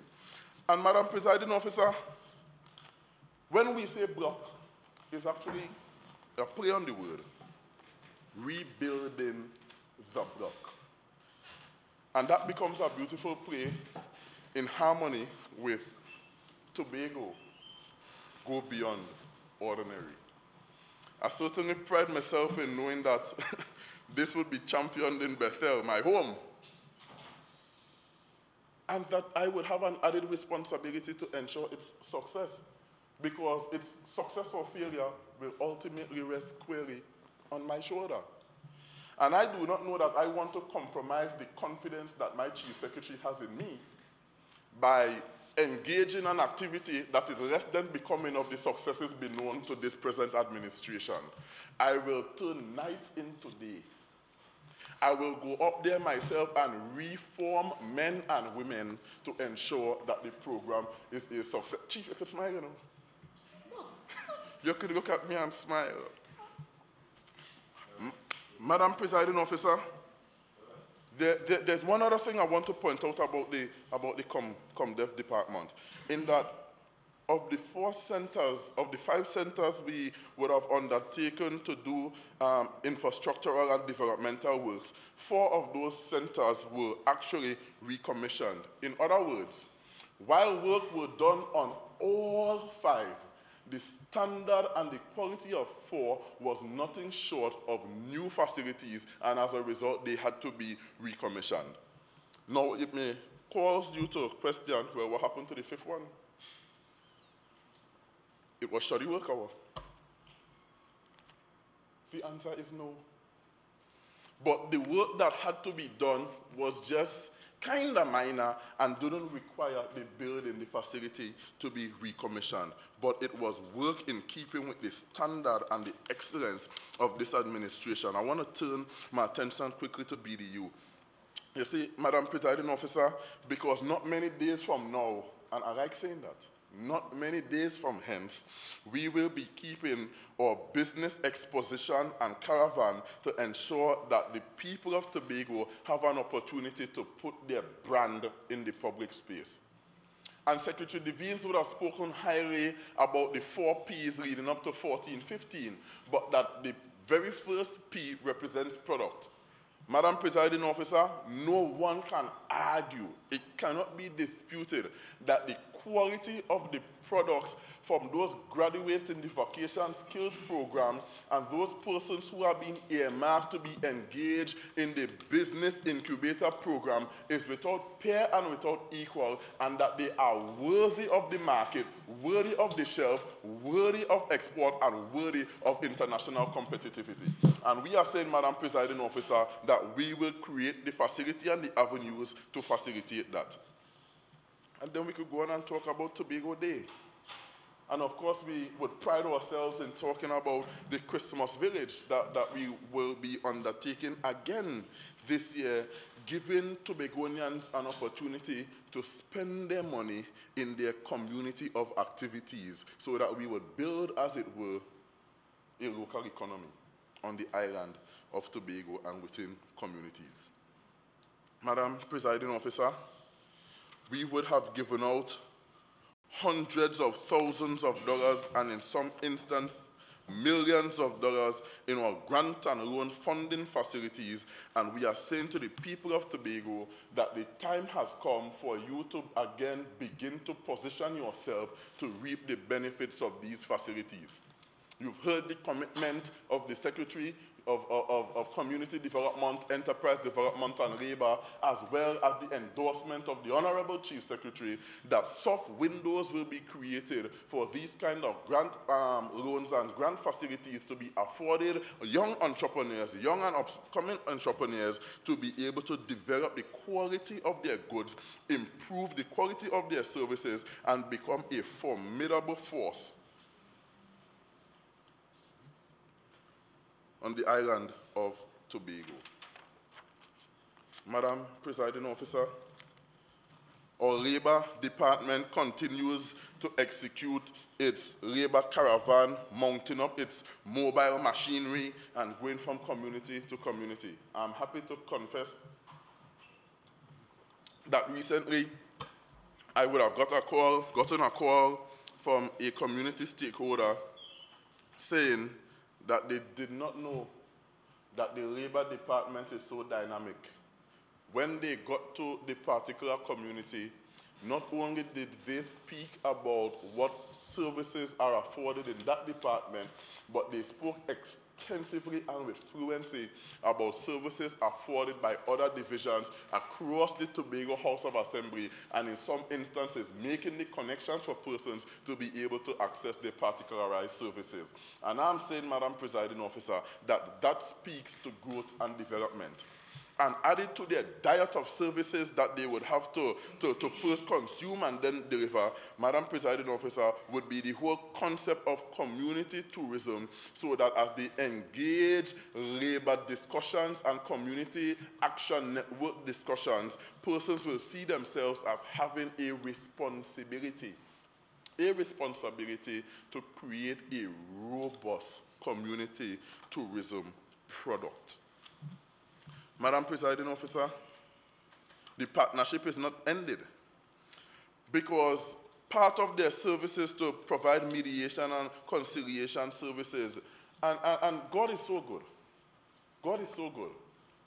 that the Trinidad and Tobago Police Service, the Tobago branch, would have had 12 persons be trained in mediation services by the Mediation Board of Trinidad and Tobago. We were invited to attend the graduation ceremony. I represented my secretary there. She had other commitments, and rightly so. And in that forum, the lead officer said to the Tobago public that they are prepared to partner with the Division of Community Development to ensure that they can roll out remediation and mediation services in communities across the length and breadth of Tobago, and their justification was as admirable and pure as their motive. And it is so that violence will not be seen as the only means of resolving the conflicts of human society. Madam Presiding Officer, if I were everybody in this room, that I would be strong enough to applaud them, that they would hear from here, my claps, my adoration, and my praises would have been without peer and without equal. But because I cannot be, let me invite everybody here to just commend members of the Trinidad and Tobago Police Service. You could clap. Partnership and collaboration. Even Madam Presiding Officer, our USH department, because in trying to rebrand Tobago as clean, green, safe, and serene, our officers in the USH department have been engaged in training across the divisions in safety, in divisions and the likes, so as to ensure that our employees in the divisions across the Tobago House of Assembly will be able to take their training and their knowledge back to their respective communities and to their homes and hand down the information about safety in the home as well as in the school and workplaces.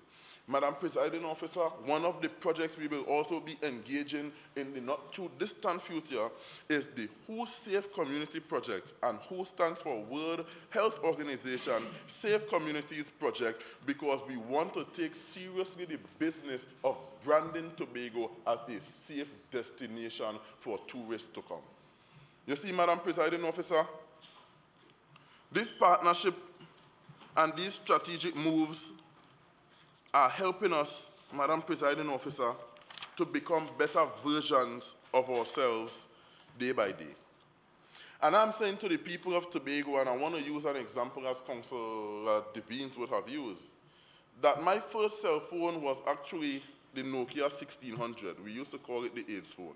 You know, the two shades of gray, or well, silver and gray, whatever your appreciation for color would have you identify it as. And that phone was phased out. And I used this example in this house already because I see my colleague there is trying to frown. That phone was phased out because some designer somewhere said that this product must be more dynamic. It must be able to provide greater service delivery. And the point I'm making is that today I do not have that phone, and if I had an opportunity to get that phone even freely, I will not want it. You see, because what that device was able to accomplish then matched the needs of its age in the day it was created. but it certainly does not represent an evolved society and the services that will be required by an enhanced people. And I'm saying, Madam Presiding Officer, that if a phone can be developed to the point that it can become a better version of itself, what happened to us human persons who have the ingenuity, the wisdom, the creativity, and the power of will so to do? We can become better versions of ourselves, and one of the ways we are attempting to do so is to empower our people. And that empowerment trickles down, or flows down, rather, flows down to CPEP. You see, Madam Presiding Officer, CPEP has been undergoing a lot of training and certification within the past few months, not just of its administrative staff, but also of its field workers and employees. Madam Presiding Officer, CPEP is now being transformed into a developmental machinery. In other words, I'm saying that the services afforded and provided to and by CPEP has now all of the components and all of the variables necessary, the ingredients necessary for CPEP, not just to transform the quality of your physical land space, but improve your standard of living. And I'm saying that the people of CPEP, they probably represent the most excited and excitable people that we have in the division of community development, enterprise development, and labor. They do not miss anything. They get involved in everything. And one of the things that was recently instituted as Member, your speaking time is up.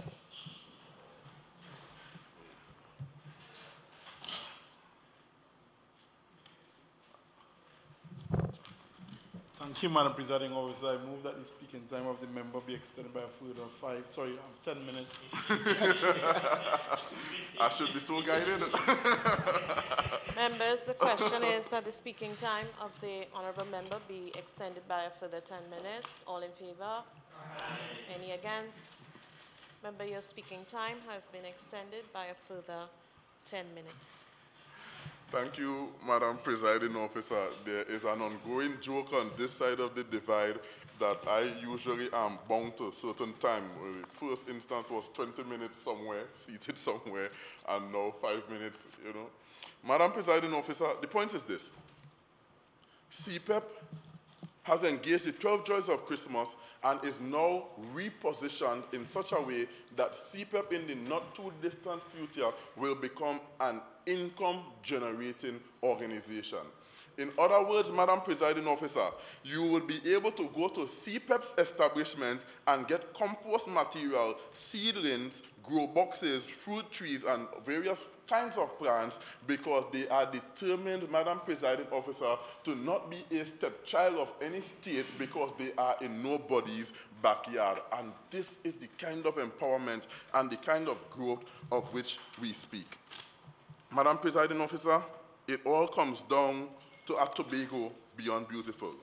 It all comes down to a people, a culture, and a heritage of which we can be proud.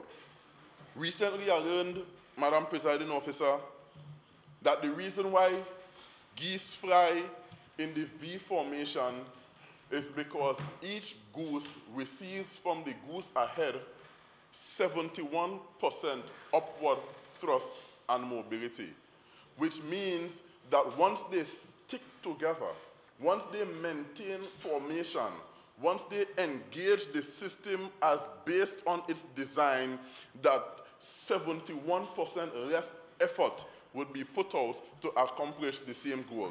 And I'm saying, Madam Presiding Officer, that the time has come for us to be able to get information to ensure that we achieve our shared goals and our collective visions and aspirations.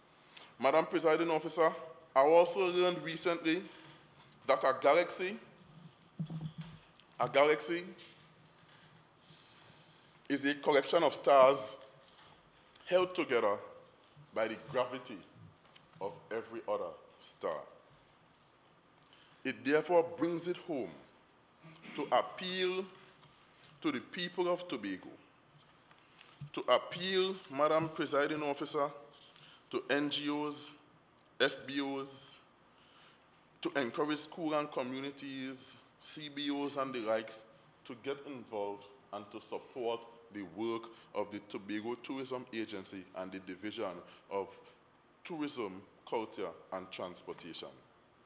Madam Presiding Officer, we have heard on numerous occasions from the other side of the House where they said, we agree to the motion, that is a good motion, and then when the time comes to vote, they abstain. I don't know what message they're trying to send, but I'm really calling on this House collectively to support this motion to ensure that this Tobago that we claim to love, we can stand in defense of, that we can develop, and that we can pride ourselves in. And I'm saying to the communities that if you feel the same urgency as I do, that if you feel the same sense of duty as I do, that if you feel the same sense of responsibility that I do, then you will get on board to support the Tobago Tourism Agency and this administration of the Tobago House of Assembly, not just to improve the quality of your lives, but to improve the quality of persons, the quality of lives of persons universal. And by that very authority, I want to table in this House my support of this motion and pledge my allegiance to the cause. I thank you.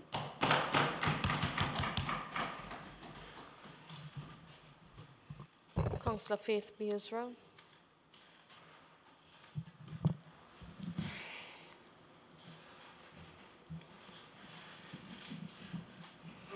Good afternoon, Madam Presiding Officer, to the other members of the House, and to the visitors that are still with us. Good afternoon. Like the minority leader, I too will be pretty short. However, Madam Presiding Officer, my personality just says that I'm a process person. And though we will support the motion, there are still very clear questions that we need to have answered, and I would lay them on record because they need to be on record. Particularly now, I am even more confused about what the motion is and where we are going with the motion and what it is asking for. When I got this motion, when I got the order paper last week, Madam Presiding Officer, one of the things we frequently do is to publicize the motion so that we get feedback from members of the public, because we really are here representing those members of the public. So I decided to post the motion as it was presented online. And I got several comments. Many were made publicly, but a whole lot more of those comments were made privately. And though we are talking about having wide consultation, and though we are talking about having stakeholders be a part of the process, and it seems like if you listen to what's been said before, all of Tobago understands what is happening. I had one particular person say to me, and I'll verbatim, and the person said, maybe I am misunderstanding the role of the House of Assembly, but please bear with me. They went on to ask, what is the overarching purpose of motions put before the House? Another person said, some of these motions are pointless and almost ridiculous. Shouldn't the House naturally support the initiatives of the divisions and supporting agencies? And this person went on to say that the motion should specify the specific measures as opposed to being very generic as it is, which says, you know, basically, we are supporting this. Another person said, what does the motion seek support of? Is it the 3-year roadmap? And if it is the 3-year roadmap, the person asked that we post it so that they can also read about this 3-year roadmap and say, yea, nay, we agree, let's add this, let's take away. Let us be part of the community that is supporting this roadmap. Madam Presiding Officer, I specifically made mention of those comments because I really wanted on record that even though those of us who are sitting in this house believe that all of Tobago knows and understands everything that's happening within the Tobago House of Assembly, that is not necessarily the case. That there are, and this is so that we can improve as we move forward, there are many stakeholders who want to be engaged, who want to be involved, but they have not been. And as a Tobago House of Assembly, we need to figure out how to do that a little better. I still have questions, Madam Presiding Officer. And like those who reached out to me, these questions are, again, very similar to questions that I raised, I think it was the 3rd or 4th sitting that we had in this house, where we were asked very broadly again to support the initiatives of, I think at that time it was community development. Yes. And the questions remain the same, and it is slightly frustrating, to be honest, that at 3:22, after several members have spoken, the questions are still there. What are, or are there, SMART objectives of the agency? Maybe they are, and I'm hoping that by the end of the session we can get them. And by SMART, we mean specifically objectives that are specific, measurable, achievable, relevant, and time-bound. And as I did in that sitting, in the 4th sitting, I'm asking about how we will actually monitor and evaluate these initiatives. Because if it is not measured, we really don't know whether we have achieved them or not. And I'm asking these questions not just for myself, but for the other members of the Tobago public who asked me to ask these specific questions. I was also hoping, Madam Presiding Officer, that because this motion speaks specifically about tourism, and that it started with the preamble that basically said the tourism industry has been identified as a key economic driver for the Tobago economy. Now, that is something that we say all the time. That is something that we've repeated continually. I was hoping that we would identify a baseline, Madam Presiding Officer, and we would get information about how much of the Tobago economy does the tourism sector supply? How much does that produce?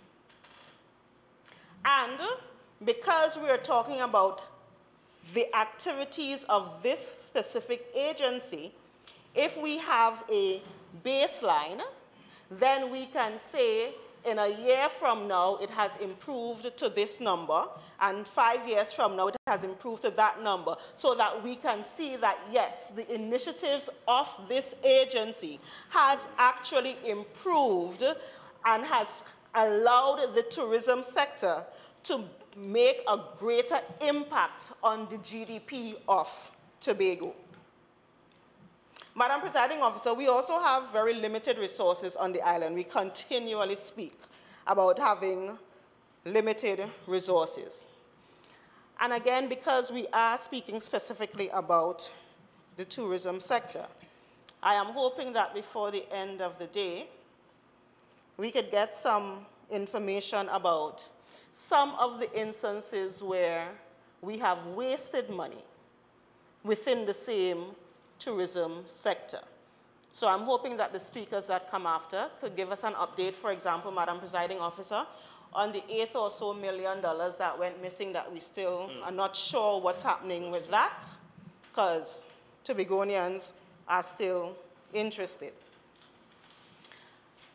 And talking about that $8 or so million, we also understand from the budget presentations and so forth that we are about to spend about $40 million on supporting airlifts coming to the island. Wow. Now, $40 million is a whole lot of money to spend on airlifts. And our understanding is that about 21.1 million of that is going to Virgin Atlantic, and about 16.9 million of that is going to British Airways. And if this is what we've been doing in the past, that's fine. But we would like to get some information about whether we've been spending that same amount of money every year for the last 16, 17 years. And if we have been spending that kind of money every year for the last 15, 16, 17 years, how has that impacted our international arrivals? Because $40 million is a lot of money, and we are saying that part of what the Tobago House of Assembly will do is spend that money to encourage these airlines. And I hear us talking about additional airlines that are coming. Are those airlines coming on their own, or do we have to also find incentives for them to come? How has that impacted our international arrivals thus far? Now, Madam Presiding Officer, I am asking these questions because I kind of take my role seriously. And people continually meet me and ask me to speak on their behalf. Yes. And if we here are going to support a motion that says we are going to agree with these initiatives, then obviously we need a little bit more meat about what these initiatives are. We have a couple more speakers. We have a roundup. I'm hoping that at the end of it, the Tobago public, not me, the Tobago public would get some more of that information. And one final thing, because as I said, I'm going to be very short. We still have the little issue of, what is it, the 430,000 US dollars that was paid to D'Angelo. Yes. And D'Angelo is yet to grace the stages of any Tobago Jazz Festival. We would like to get an update because 430,000 US dollars again is kind of a whole lot of money that we can use for other things. I'm sure other things that this same agency would like to do. So since we are here talking about tourism, I would again like someone to give us an update on that. One more thing. Last year, I remember us boasting, continually boasting, because we're talking tourism, about the number of cruise ships that came to the island of Tobago, because we had a really large number.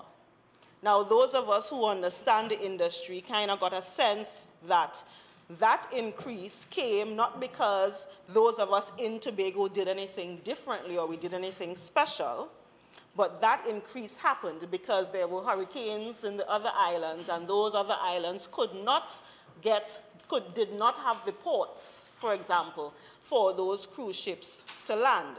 So the cruise ships are coming they simply added Tobago to replace one of those other areas that they would normally have called on.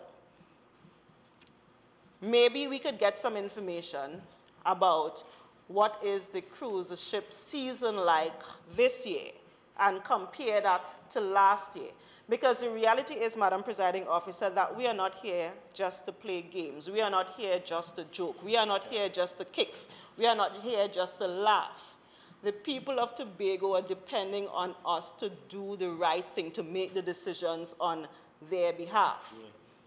We are spending a whole lot of money, and we need to ensure that the money that is spent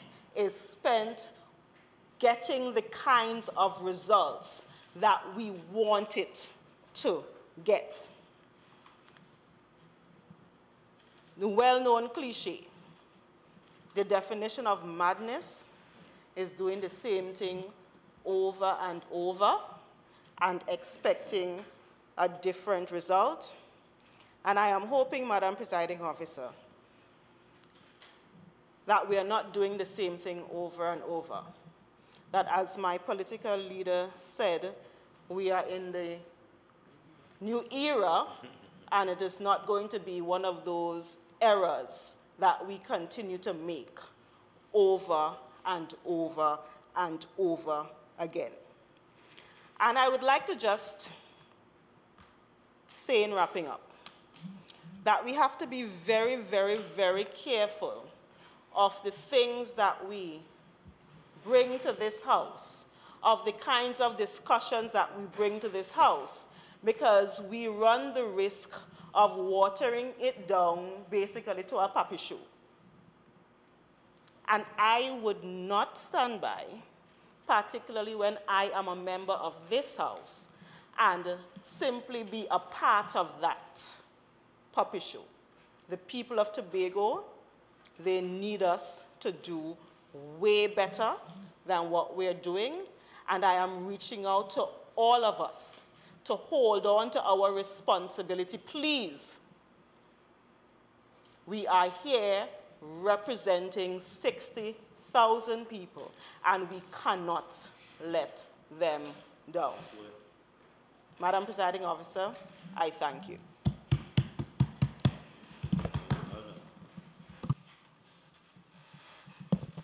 Deputy Chief Secretary and Secretary for Finance and the Economy.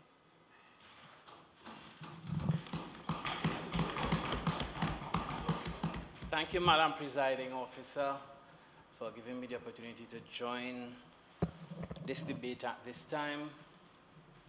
First of all, I want to join my colleagues on this side in extending congratulations to the mover of the motion, Councillor Kwesi Devines, who is standing in for the Secretary of Tourism, Culture and Transportation, and for piloting this important motion at this time. Madam Presiding Officer, this motion this afternoon seeks to sensitize the broader Tobago community of the various initiatives of both the Division of Tourism, Culture and Transportation, and as well as the Tourism Agency, as we seek to revitalize and advance the tourism industry in Tobago. The motion also seeks to sensitize the various stakeholders in the tourism industry of the various avenues to exploit available opportunities from the expansion and from our initiatives here on the island. Madam Presiding Officer, this motion also seeks to highlight the importance of the tourism industry as a key driver of economic activity here on the island. And Madam Presiding Officer, what we are also seeking to highlight as well is the possible and the potential linkages of this sector with other sectors here on the island.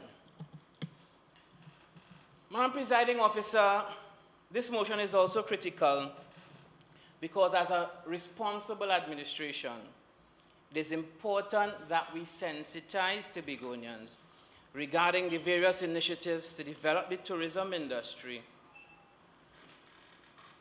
Because, Madam Presiding Officer, we have a mandate so to do, as well as to protect Tobago and Tobagonians from irresponsible persons.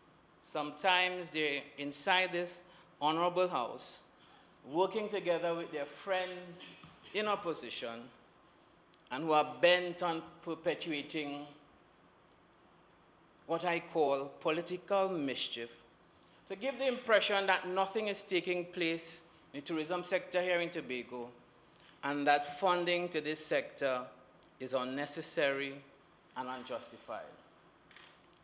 And Madam Presiding Officer, when I came into the house, because while some persons mouth that they come here and that it is serious business, it is not reflected in their contribution, nor in their preparation to come and debate and deliberate about the people's business here in this honorable house.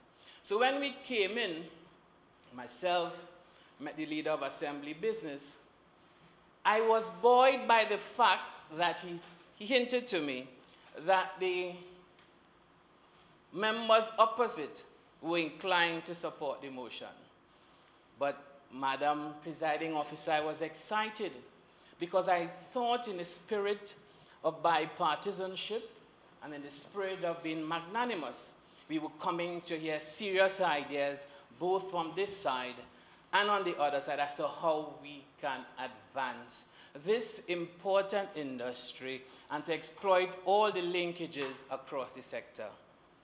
But, Madam Presiding Officer, I have been let down.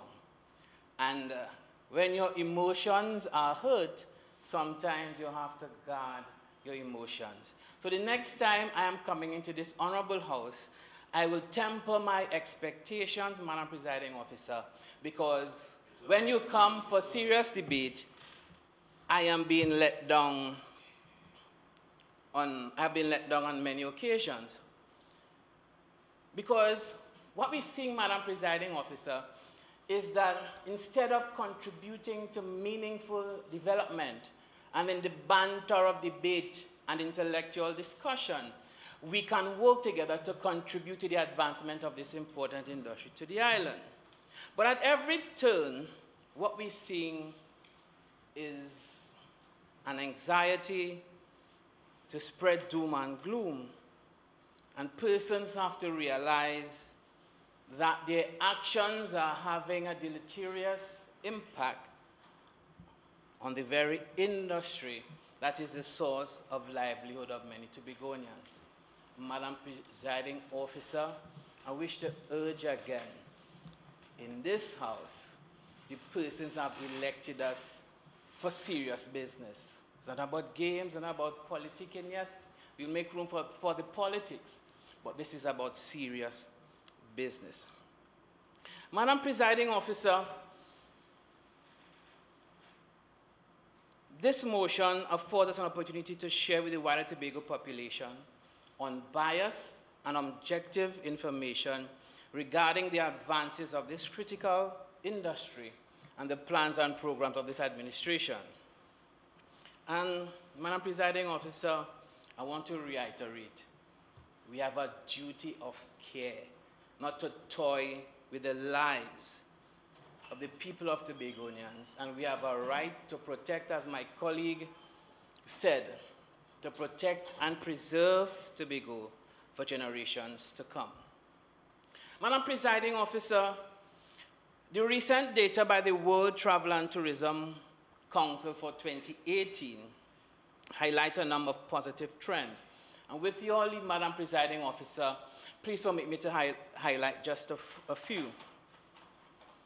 There was growth in the tourism sector in 2017, and it was recorded as the highest growth period since 2010.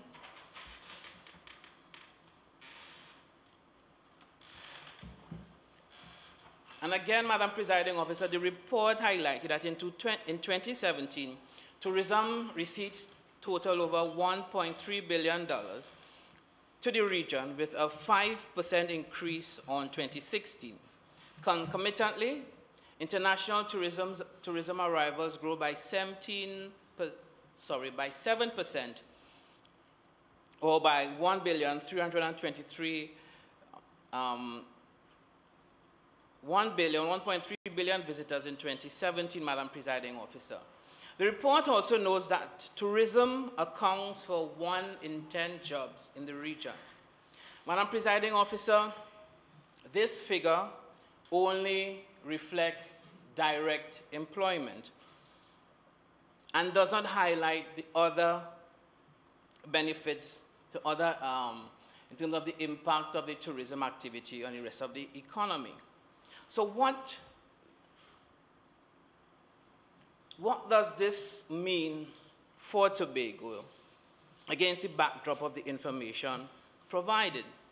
If tourism is predicted to grow, and if our primary source markets, such as the UK and other niche markets, are becoming economically stronger, and if it's becoming cheaper, Madam Presiding Officer, to travel on the long haul, then Tobago must position itself to take advantage of these positive global macro socioeconomic opportunities. And the question is, how do we do this? Because, Madam Presiding Officer, what is required is strong leadership, strong, visionary, imaginative leadership. And we have demonstrated that by evaluating the tourism environment and making certain decisions. And not only making those decisions and sitting idly by, but we have enacted those decisions. And as my colleague said early on, upon the instruction of the Chief Secretary, the Tobago Tourism Agency was passed and approved by Executive Council, and that agency has not only started working, Madam Presiding Officer, they have gotten off the blocks fairly quickly, and they have demonstrated beyond a shadow of a doubt that we are in the business again, we are at the forefront again, and for this I want to commend the Chief Secretary. We have to ramp up our investment in finances in the industry at both the level of the public sector and the private sector. We in the Assembly, we have committed resources. The government, as well as I will indicate a little later on, in the financial services sector, and we are working with our multilateral partners for support. We have to be aggressive as well, Madam Presiding Officer, by targeting our primary markets and, of course, exploring additional niche markets with a consistent, sustained message. We have to hit the road, Madam Presiding Officer, to consistently seek additional investment in our tourism sector to make Tobago #1 on the list of countries as we seek to promote the ease of doing business and attracting additional foreign direct investment to the island. And Madam Presiding Officer, some persons might ask, you know, you all continually talking about revitalizing the tourism industry and putting so much emphasis in terms of growing the sector.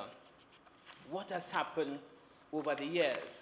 But my colleague would have outlined in a very compelling manner the story in the heydays when we came into office in 2001 and the numbers, the increasing numbers that we saw in 2005. And some persons might be asking, what has happened? And let me just put it in context, Madam Presiding Officer, as we go on. And I want to quote, with your permission, Madam Presiding Officer, a publication from the International Monetary Fund called Unleashing Growth and Strengthening Resilience in the Caribbean, from the IMF, and this was published in this year, Madam Presiding Officer. And in the section called Caribbean Tourism in the Global Marketplace, Trends, Drivers, and Challenges, they indicated that beginning from a base of about 4 million tourists in 1970, the region now receives more than 26 million visitors a year. The sector accounts for a large share of many economies in the region, ranging from 7% to 90% of GDP, and 32% as a simple average. According to the World Tourism and Travel Council, the sector also directly accounts for on average 12% of total employment and indirectly for another 20%. Madam Presiding Officer, the study goes on to highlight that despite tourism's growing economic importance in the Caribbean, the region's share of global tourism market has declined steadily since the 1990s, leveling off only in 2014-15 with a recovery in arrivals. The sector experienced a prolonged slump in many countries in the Caribbean following the global economic crisis in 2008-2009, contributing to weak GDP growth, high unemployment, and the widening of the fiscal and external current accounts deficits. Now, and just to end, Madam Presiding Officer, since the Caribbean economies are very open and highly dependent on major advanced economies as their source of tourist arrivals, they are extremely vulnerable to external shocks. Madam Presiding Officer, some persons would want to pin the blame solely on the backs of this administration, saying that we are the reasons why. But I want to quote from the document as I referenced before, to page 41. And it says the most rapid expansion in the region took place in the 1990s, when tourist arrivals to the region increased by about 6% per year, and was followed by a marked slowdown in the 2000s, when the growth of tourist arrivals in the region declined sharply to 2.9%, as the region was affected by the attacks of September 11, 2001, the dot-com bust in 2001-2002, and most notably, the global financial crisis in 2008-2009. And it concludes by saying, although growth in the sector has recovered in recent years, performance has been uneven. So, Madam Presiding Officer, that is where we are coming from. And my colleague would have also outlined in detail as to some of the initiatives undertaken by the agency. But what is Tobago's contribution to GDP? And Madam Presiding Officer, I have made this statement in the House on a number of occasions since 2013 as we outline and disaggregated the GDP data for Tobago. But as she asks a question, she wants to know, let me oblige you, Madam Presiding Officer. The most recent data from the Tobago Survey of Business Establishments conducted by the Division of Finance and the Economy suggests that behind the state sector and the financial services sector, tourism is the most important sector in Tobago's economy, contributing about 14% of the island's GDP for 2017. Additionally, Madam Presiding Officer, the tourism sector is one of the greatest contributors to private sector employment and foreign exchange on the island. And this is therefore important, Madam Presiding Officer, an imperative to the island's economic stability for the tourism sector to advance at this time, and for the initiatives as outlined by my councillor, Kwesi Devines, for us to receive the necessary support on the other side. But Madam Presiding Officer, it is no secret that the tourism sector in Tobago that it has had its fair share of challenges, and as a responsible administration, we have been open and frank about this. We have not buried our heads in the sand as the proverbial ostrich and denied and declared that everything was okay. We were open. We came and reported to the people. In 2008-2009, when we had the challenges and we experienced the crash, we met with all stakeholders in Mount Irving. And we continued in that trend of consultation and working with all stakeholders to ensure that all sectors of the Tobago economy remain resilient and vibrant. So to come to this house and to attempt to influence the people or to mislead the people of Tobago, because you're not misleading anybody on this side, to see that we did not engage in any consultation or any consultative process is erroneous, Madam Presiding Officer, and I would want the member opposite to correct her statement. Because, Madam Presiding Officer, it's important for us not just to remember the heydays, but for us to remember the challenges that will continue to confront us if we do not put these plans and programs into action and if we don't get this necessary support from the other side. And what are these challenges, Madam Presiding Officer?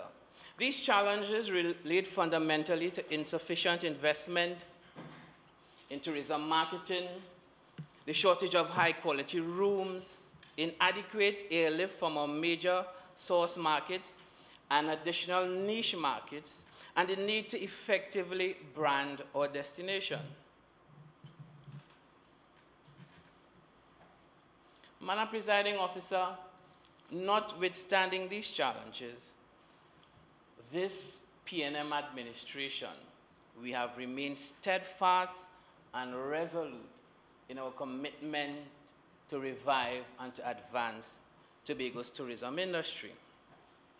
And Madam Presiding Officer, another point that is important is the potential of Tobago's tourism industry to contribute to national economic development. If we look at the challenges in our energy sector at the moment, and the fact that we need to play a greater role and to contribute in a greater manner to national economic diversification, tourism and the tourism sector will continue to have an important role to play. And against that backdrop, Madam Presiding Officer, the underlying development philosophy is that any investment in the tourism sector in Tobago is an investment that will benefit not only Tobago, but will benefit national economic development. In this regard, we continue to collaborate with our partners in the central government to ensure that over the next few years, there are a number of important tourism projects that are earmarked for Tobago that will significantly impact and transform Tobago's social and economic landscape that these projects are completed. And Madam Presiding Officer, one of the projects with the greatest potential to transform Tobago's socio-economic landscape and to positively impact on the standard of living and the quality of life of Tobagonians is the Sandals and Beaches Resort project. Madam Presiding Officer, as I have said in this honorable house, and it bears repeating, Sandals is a game changer for Tobago and Trinidad and Tobago.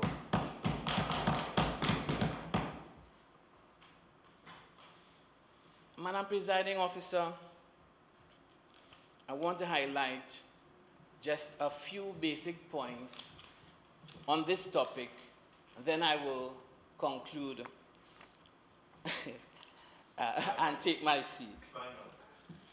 Madam Presiding Officer, That project, which is estimated between 850 and 1,000 rooms, has the potential, Madam Presiding Officer, for us to have 2 world-class brands in one location. It will be a unique selling point for the Tobago industry. The beaches and the Sandals Resort. But Madam Presiding Officer, if we are using the Hyatt model, and the Hyatt model, the Hyatt Hotel, with its current occupancy of 450 rooms, and the usual rack rate is about 200 US per night. And if that model is a successful revenue earner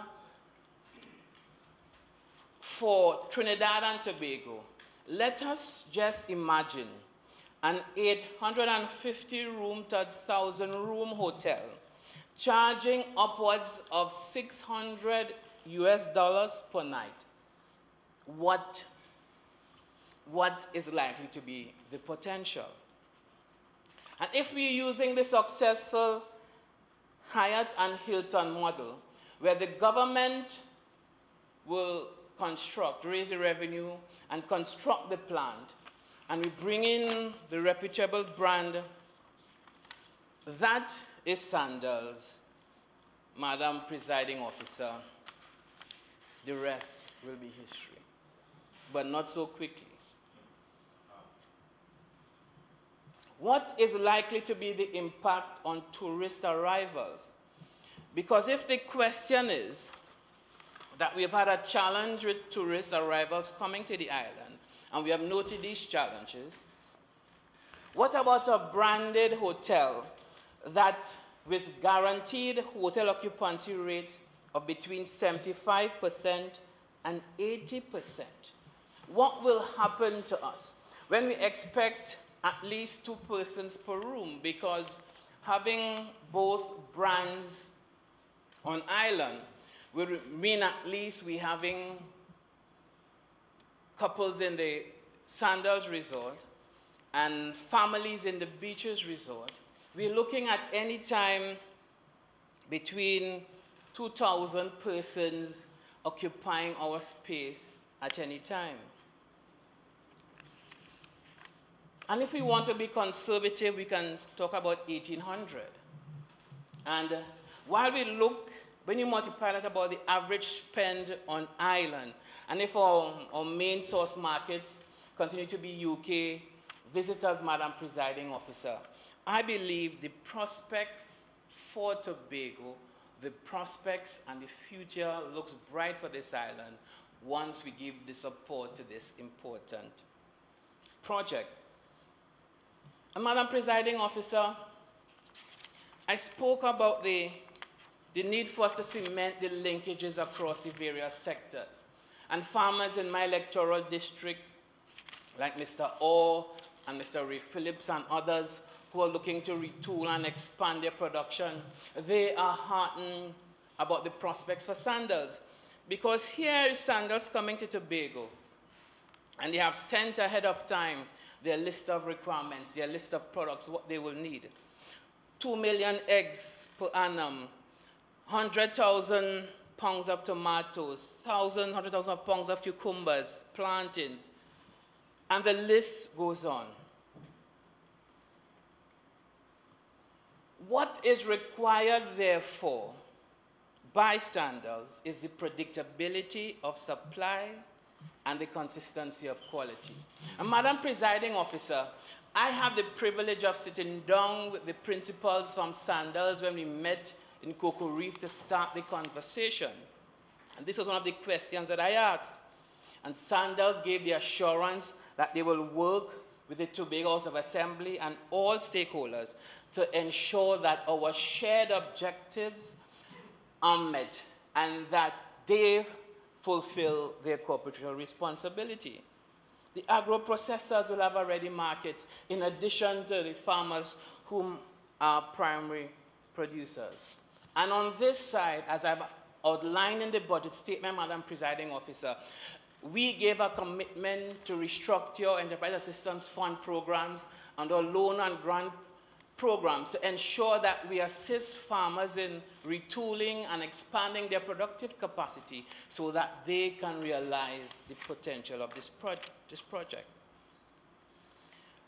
I want to go back to Airlift, Madam Presiding Officer, because I remember us undertaking several trips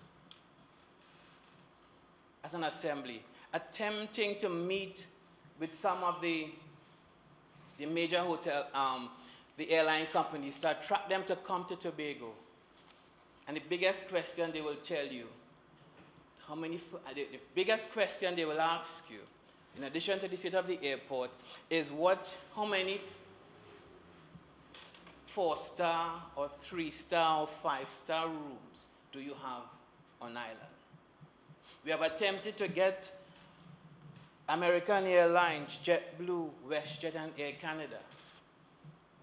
And in spite of our greatest appeal, they will tell you, yes, we'll think about it.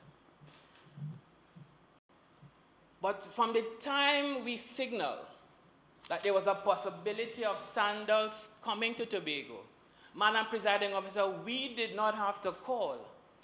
They were calling us. Some of them called the former Chief Secretary at the time to indicate a willingness to come to the island because they heard that sandals was coming.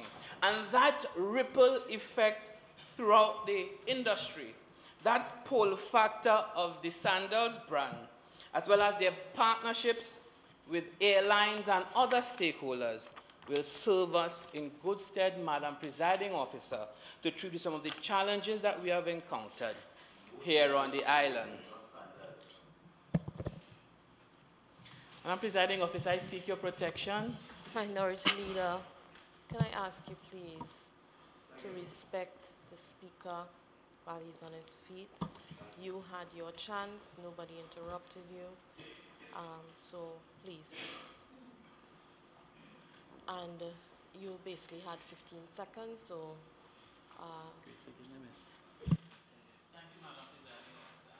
I'm requesting entry time also.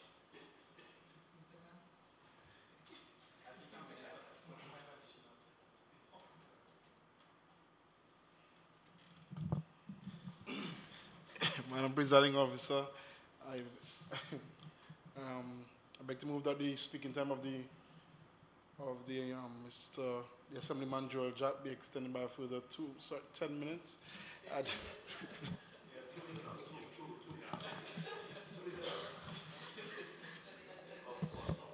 Members, the question is that the speaking time of the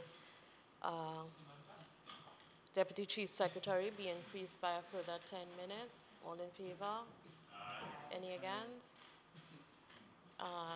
Deputy Chief Secretary, your speaking time has been extended by a further 10 minutes. Thank you, Madam Presiding Officer. Madam Presiding Officer, I want to shift to employment. The projections that we have is that the project is likely to generate employment, and this is employment outside of the management pool, of approximately 2,000 permanent jobs during the operational phase of this project. Madam Presiding Officer, given the fact that the latest labor market data available to us here in Tobago, which is third quarter 2017, which suggests that 1,100 persons, or 3.4% of the labor force in Tobago, is unemployed. What it suggests is that this investment has the potential to drive the unemployment rate in Tobago down to 0. Because if the project has directly, we're not talking about the spin-off that we likely to see with other services and so on.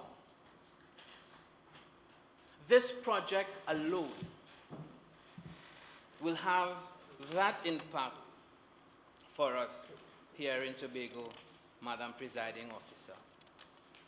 So I would want the minority leader to tell Tobagonians, to tell all of Tobago, if he doesn't want to support this project, in which other sector you'll be willing to find employment for persons on the island. And Madam Presiding Officer, the Minister of Finance in his 2019 budget statement indicated that the project, as a conservative estimate, is likely to generate US $80 million, or in excess of TT $480 million in revenues to the government through taxes and other payments. And Madam Presiding Officer, this project is likely to double the revenues because we collect revenues on behalf of the government. This project alone is likely to double the revenues collected by the Tobago House of Assembly. Madam Presiding Officer, I could go on and talk about the cultural industries, our tour guides, and the necessary linkages, as well as our small artisans and manufacturers of arts. Presiding Officer, point of order. Take a seat, please. Article 40. I don't have to give way, Yes, but you do. A point of order, you must.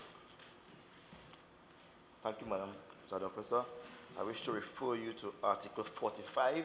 The content of the speech ought to be on the subject matter, tourism. We are not discussing Sandals today, Madam Presiding Officer. I would like you to ensure that we are looking at the initiatives, based on my thinking, at the Minority initiatives. Leader, with all due respect, from my understanding, Sandals brings tourists to the island or will be engaging in tourism. So under the subject matter, I consider it to be related.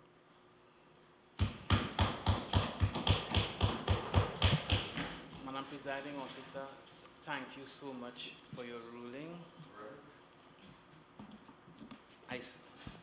Madam Presiding Officer, entry time, please, because I'm just distracted. But, Madam Presiding Officer, while we are not saying that Sandals is a panacea for the tourism sector on the island, there's something about a rising tide lifting all boats.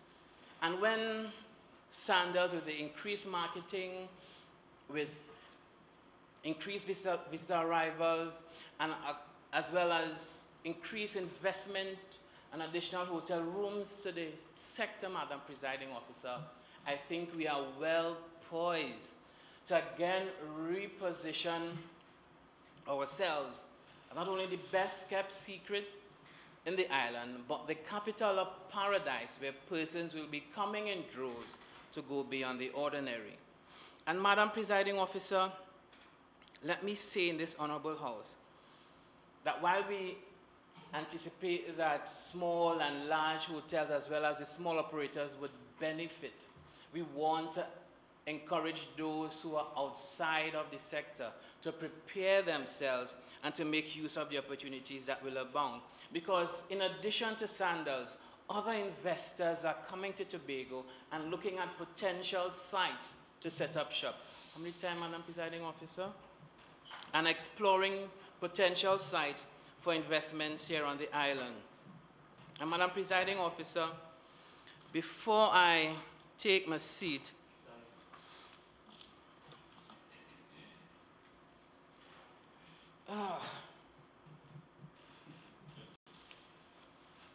the member spoke about cruise arrivals to the island. 2 minutes, Madam Presiding Officer, 5? You have 4 minutes. 4, that's adequate, thank you. And let's have a cursory glance in pulling the data would indicate that in 2013, cruise arrivals total over 20,000. In 2014, 29,000. 2015, 64,000. 2016, 53,000. So to attribute it, the increase solely to the fact that we had storms, Irma and others around the region, I think, Madam Presiding Officer, the member opposite could have been a little bit more honest in terms of the analysis and in terms of reporting to this House.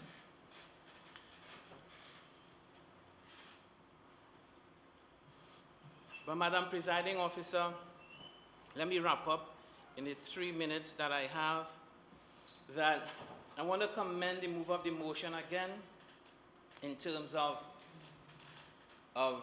really piloting this important motion as we seek to inform objectively and accurately the population of Tobago in terms of the advances that we have made and our plans and programs in the important tourism sector. And as we try to cement the necessary linkages and at least see how, not at least, but aggressively see how best we can assist in retooling the sector, how best we can assist the hotels to prepare and expand and renovate in anticipation so that we can lift our game. We have done so and will continue to do so as we outline our plans and programs for the tourism sector and all sectors across the island. Tourism is about service, not about servitude, and we have to lift our game as it relates to service excellence. And I want to encourage all of Tobago to remember that tourism is a business, and it should be everybody's business. And there should be a Kaizen approach to doing things, both in the private sector and the public sector. There is the need for continuous improvement. And there's an important sector called the domestic sector of our Trinidad counterparts. And I remember one Caribbean president, Prime Minister, asking the question, which is the most important source market? And while a lot of suggestions were proffered, his answer was Trinidad and Tobago was his primary source market.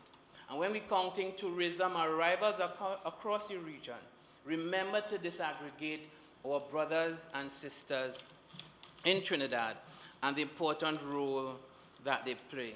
Madam Presiding Officer, as I take my seat, let me thank the mover of the motion again. Let me join the rest of my colleagues in calling all of Tobago to embrace this new era of tourism in Tobago and to embrace the new branding, Tobago Beyond the Ordinary. There's a mantra that we can all be proud of, similar to the capital of paradise, and clean, green, safe, and serene. And it demands that we think outside of the box. Madam Presiding Officer, I thank you, and again, congratulations to my colleague, the mover of this motion. Member for Palatuvia, Lansme, Speyside. Thank you, Madam Presiding Officer. Madam Presiding Officer, I wish this afternoon to confine my comments as far as possible to the two resolutions of the motion. And I will also wish at some point to briefly share some anecdotes that I think will bring greater clarity to the motion as being debated. In the first resolution, this House is asked to support the initiatives of the Division of Tourism, Culture and Transportation, as well as the Tobago Tourism Agency Limited. Madam Presiding Officer, the truth is that is invariably the case. In other words, we don't necessarily need to come here to project that there is support for the division and the tourism agency. And why am I saying that? Every member of this House, for the most part, would have offered themselves for election in Tobago. And in so doing, a member would have naturally committed himself or herself to supporting all divisions of the THA and also supporting the agencies that's almost automatic. It goes without saying. However, what one must understand quite clearly is that supporting the division and supporting the agency is not an unqualified kind of support. Because we support in a very general sense the division and the agency, it does not mean that there won't be times or there won't be specific initiatives that we won't support or that we will critique or that we will criticize. Take, for example, I don't believe that a child thinks that his parents hate him, if it is that they don't support a particular action that he would have done. Because not supporting a singular action does not mean that there isn't general support for the child. And that's, our position on the minority is quite similar to that. We support the division of tourism, culture, and transportation, and we also support the Tobago Tourism Agency Limited. And we are also saying that the support we give to the division and this agency does not necessarily mean that in the future there won't be specific initiatives that we will not support or that we will wish be done differently. In fact, I heard the member for Backlet Monk St. George trumpeting sandals, and we have been saying from the get-go, just be more transparent with sandals. Let us know what the deal is with sandals. Have we looked at whether that location is the best for sandals or another? Did we explore whether sandals was the best option or another? All of these are legitimate questions to ask. And the sense you get from those opposites is that one must support in a kind of, with a kind of blind loyalty. Meaning that you must just support and close your eye, support and don't critique, support and don't say, well, do this differently, support and say, look, and don't say, look, I support you generally, but I'm not supporting this specific thing. And that's not how one ought to define what support means. And so when we say we support the motion, it's because we are saying in very general terms, the division and the agency deserves our support. And that does not mean that later on there may be things that specifically that we may have challenges with. Secondly, the second part of the first resolution in terms of the Tobago Tourism Agency Limited, I need to remind this House that some time ago we brought a motion here about transportation. And one of the things we said is, let's treat with transportation the same way we are treating with tourism. As in, pull it apart, have a separate agency, not have the kind of controls through PTSC and so on. That was one of the things that we were saying. And so, supporting the division and the agency should come as no surprise to anyone. In Resolution 2, the House encourages schools, communities, NGOs, CBOs, FBOs to join with other key stakeholders in the tourism industry to fully utilize the opportunities that will be generated by these initiatives.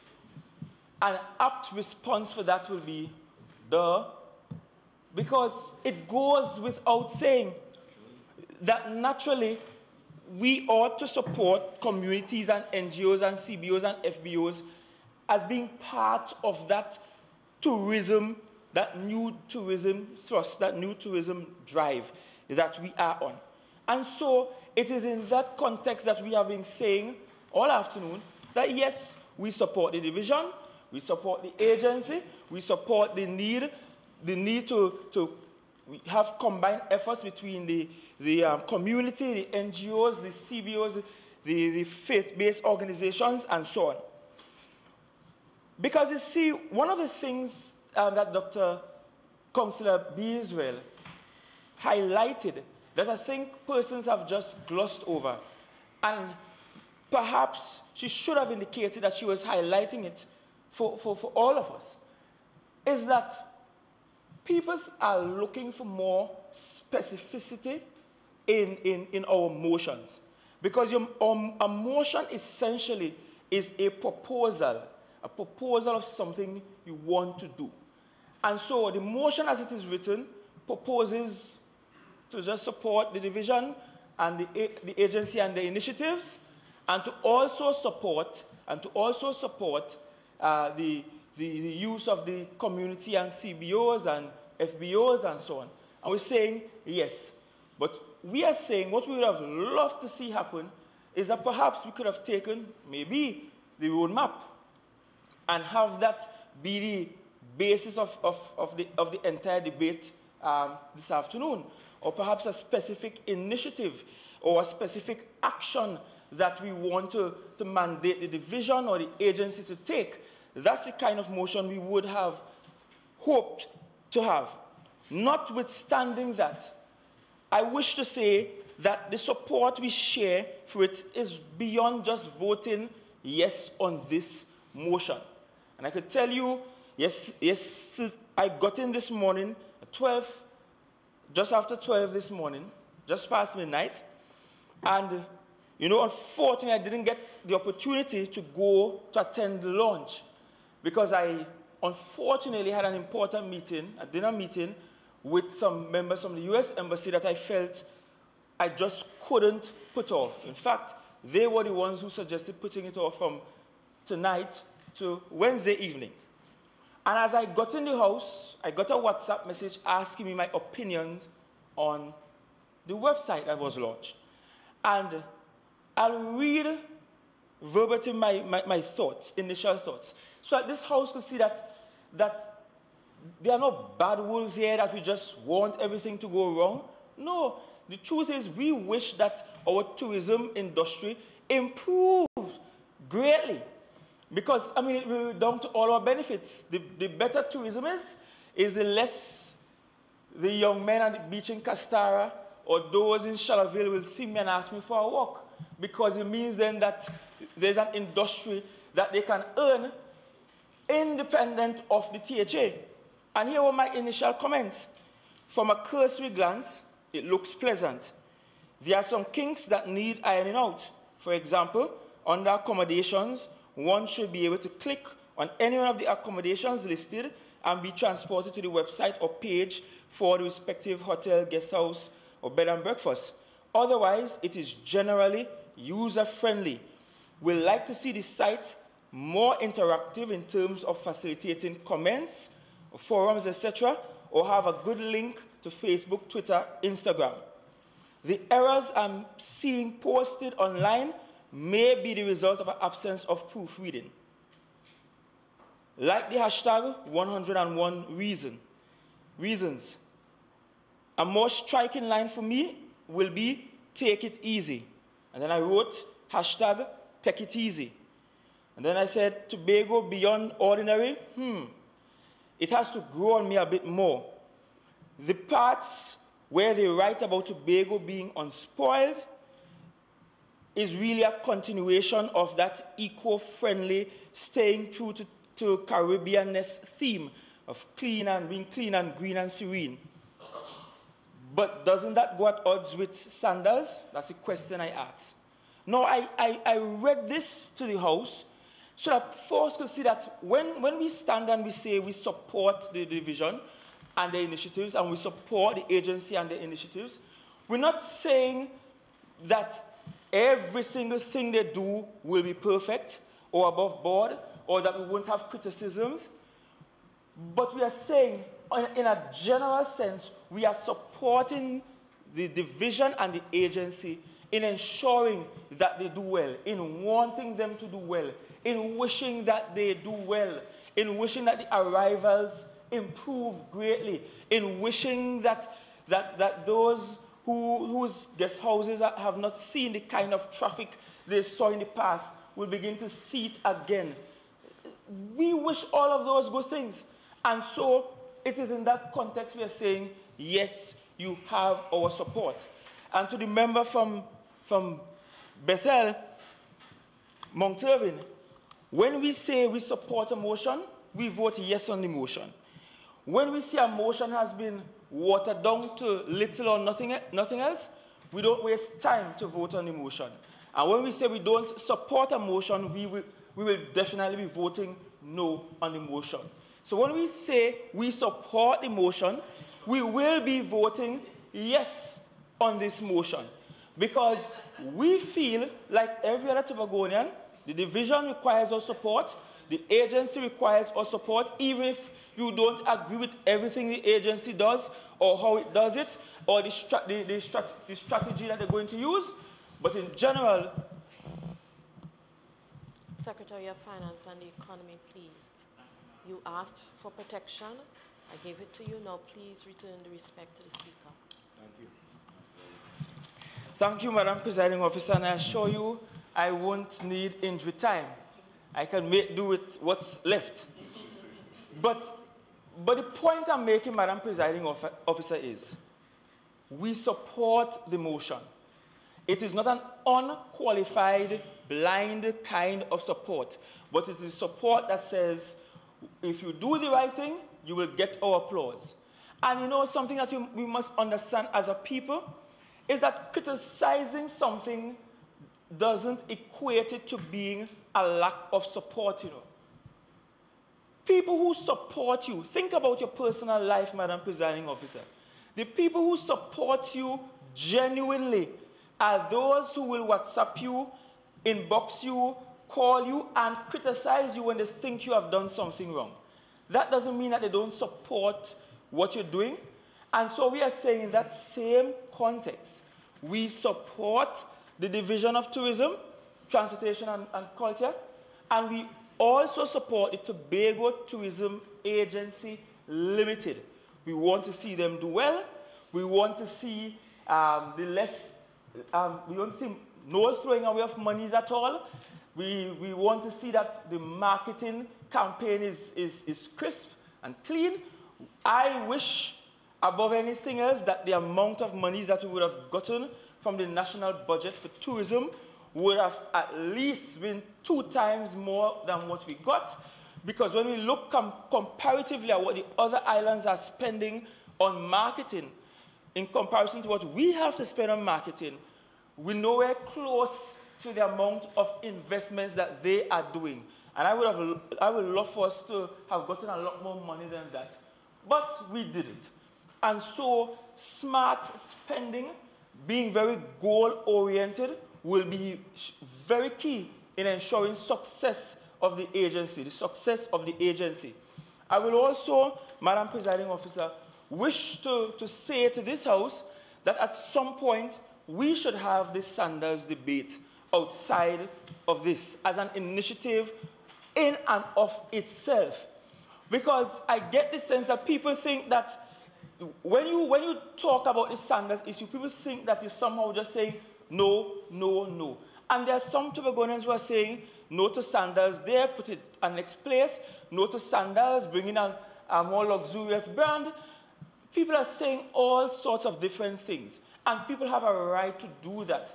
And we must never see people's criticisms of our decisions, of our choices, as being unpatriotic, because in reality, patriots are engaged and are willing to engage the system and be critical.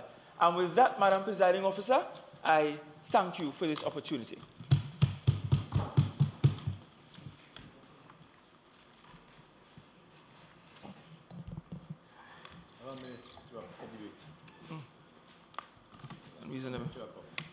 We can't extend? We can't extend?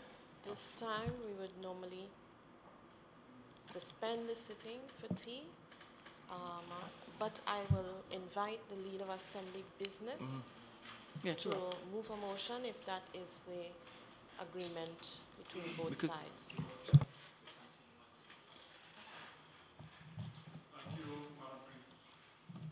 Thank you, Madam Presiding Officer. I would like to move that the sitting continue until the business of the order paper is disposed of. Members, the question is that the sitting continues until the business on the order paper is disposed of. All in favor? Aye. Any against? The sitting will continue. Leader of Assembly Business. Thank you, Madam Presiding Officer. And clearly, I'm seeing a pattern, Madam Presiding Officer, that sometimes, and I remember my father saying to me growing up, young man, if it is you have nothing to say, just say nothing at all. And listening to the minority leader, Madam Presiding Officer, speaking about the error, it's clear that the only error would be if Tobagonians took him seriously. And Madam Presiding Officer, the true error would be if we continue to speak in the way that we speak and damaging the reputation of the country. And I remember the Chief Secretary coming to the sitting once, Madam Presiding Officer, presenting from reading a particular article that spoke to business that was lost in Trinidad and Tobago because of the actions of the minority leader at the point in time. And as a matter of fact, the person spoke specifically to that business. And Madam Presiding Officer, we've heard the Prime Minister say time and time again that at the start of the conversation,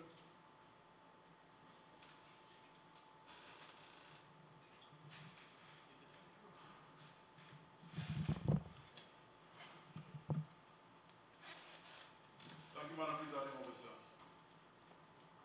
We've heard time and time the Prime Minister say again that originally we were at a higher rank in terms of priority in developing the Sandals project. But because of our utterances...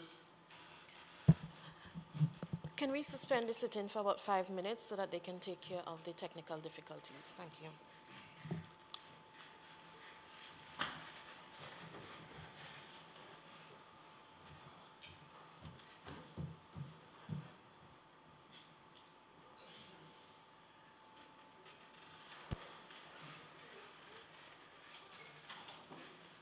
For tourism, culture and transportation, and is based on the tourism industry being identified as a key economic driver for the Tobago economy and by extension the national economy.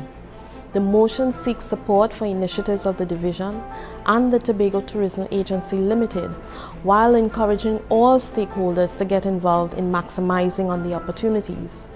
As presiding officer, I invite you to the 19th sitting of the House this Thursday in chambers or live on Tobago Channel 5, Facebook or YouTube channels. Join us from 1:30 in the afternoon.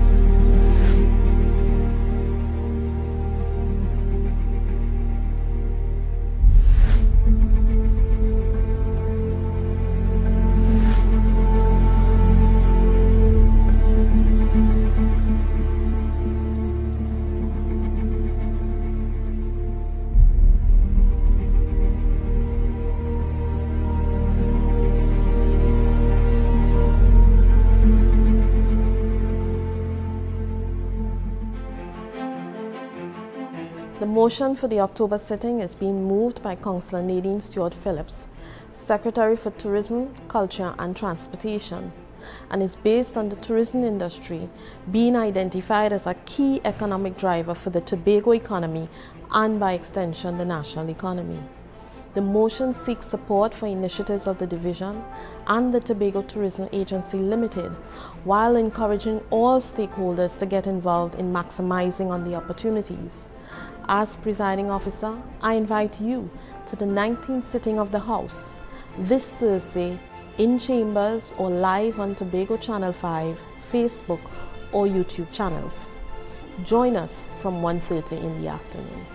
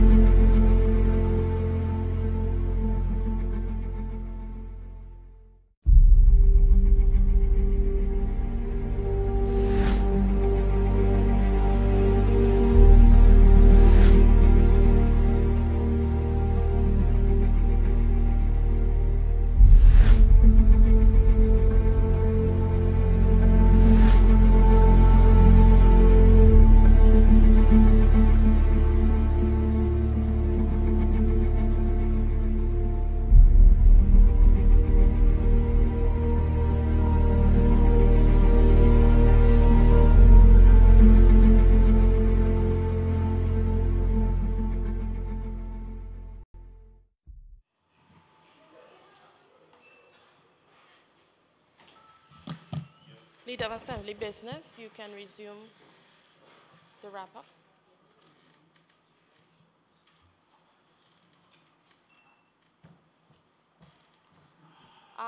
The quorum is 9 persons. We do have 9. Do we? It's 8.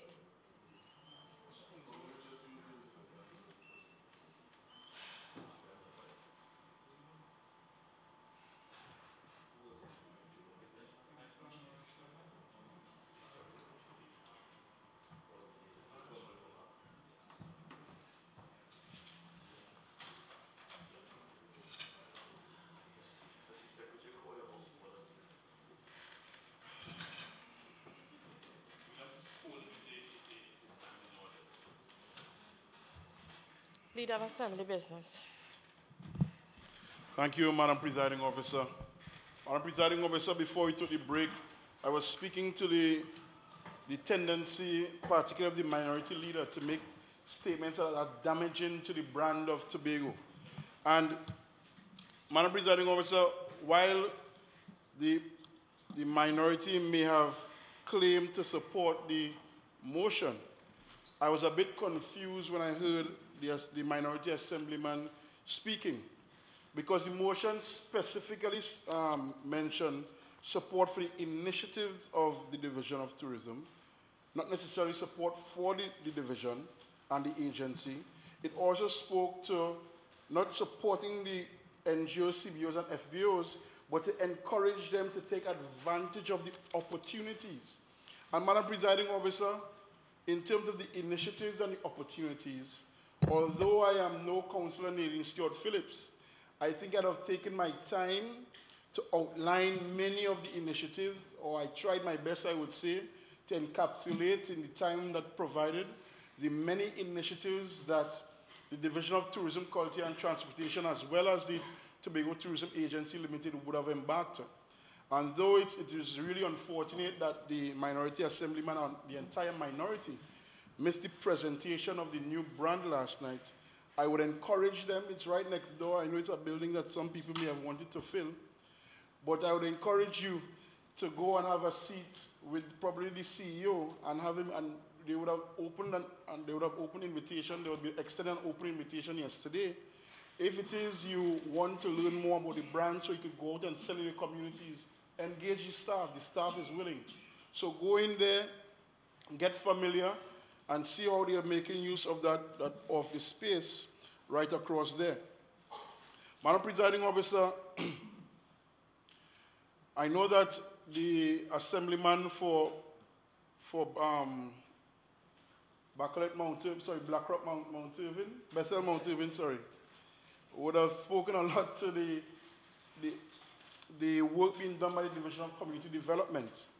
But what he didn't say at the point in time, what he may have missed, is that a lot of this work and the vision of the Chief Secretary is that we are developing Tobago based on tourism, agriculture, light manufacturing, and other specialized services. And there's a clear recognition that the role of the Division of Community Development, Enterprise Development and Culture and Labor is to develop from within the communities certain capacities that would empower the persons in communities to take advantage of the opportunities in both the tourism sector and the agriculture sector particularly. So I really want to encourage again that on the next occasion, to encourage you, the minority bench to pay attention. Please, we're not here for folly or games. We're here really to discuss the business of the people of Tobago. And I would have heard the minority councillor speak to the process, and I would want to assure this House that an extensive process was carried out in ensuring that feedback from across the key stakeholders, from across the end users, from across the tour operators, the intermediaries, proper research was done in all of the source markets as well to ensure that we don't just come up by VAPs with a new brand, a new branding strategy. So to ask us to come to this House in less than 2 years or in less than a year to present to this House a strategy or a new branding strategy is really facetious. We don't manage by VAPs. That's not how we do. We don't VOP. We don't just VOP here. We don't just say we're going to swim and jump on a boat instead. We don't do those things on this side. We are serious about the business of the people of Tobago. And I just want to again give some information for the benefit of the persons next door as they continue their research, and I hope that they come to their senses as regards the implementation of the Sandals project. Research is Sandals Foundation, and what the Sandals Foundation is doing for the preservation of coral reefs across the region. Research is Sandals Foundation, and look at what the Sandals Foundation is doing to empower farmers in Jamaica and St. Lucia, etc. Do your research on the Sandals Foundation to see how they are empowering women and artisans so that they can ensure that their corporate social responsibility is held to.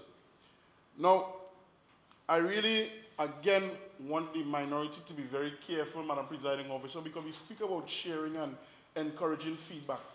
But whenever we go on social media and the first thing you post is hashtag petty alert, hashtag petty boss, or hashtag petty again, you will only get petty feedback. And when we are here, it's not about pettiness. We are about the business, the serious business of Tobago.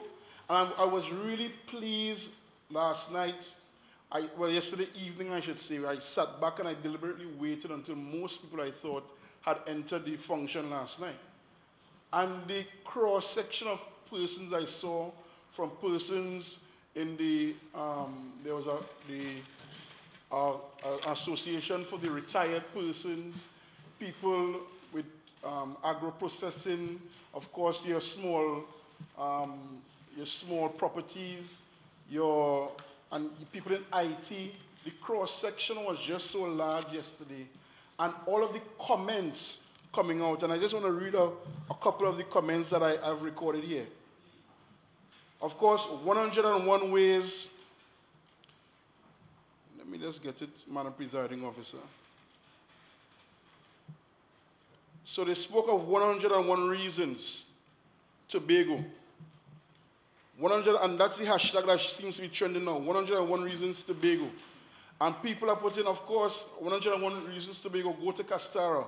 101 reasons Tobago, best diet site. 101 reasons Tobago, warm and friendly people. 101 reasons Tobago, best sunsets. 101 reasons Tobago, come to the Nylon Pool. And the list, Madam Presiding Officer, goes on and on.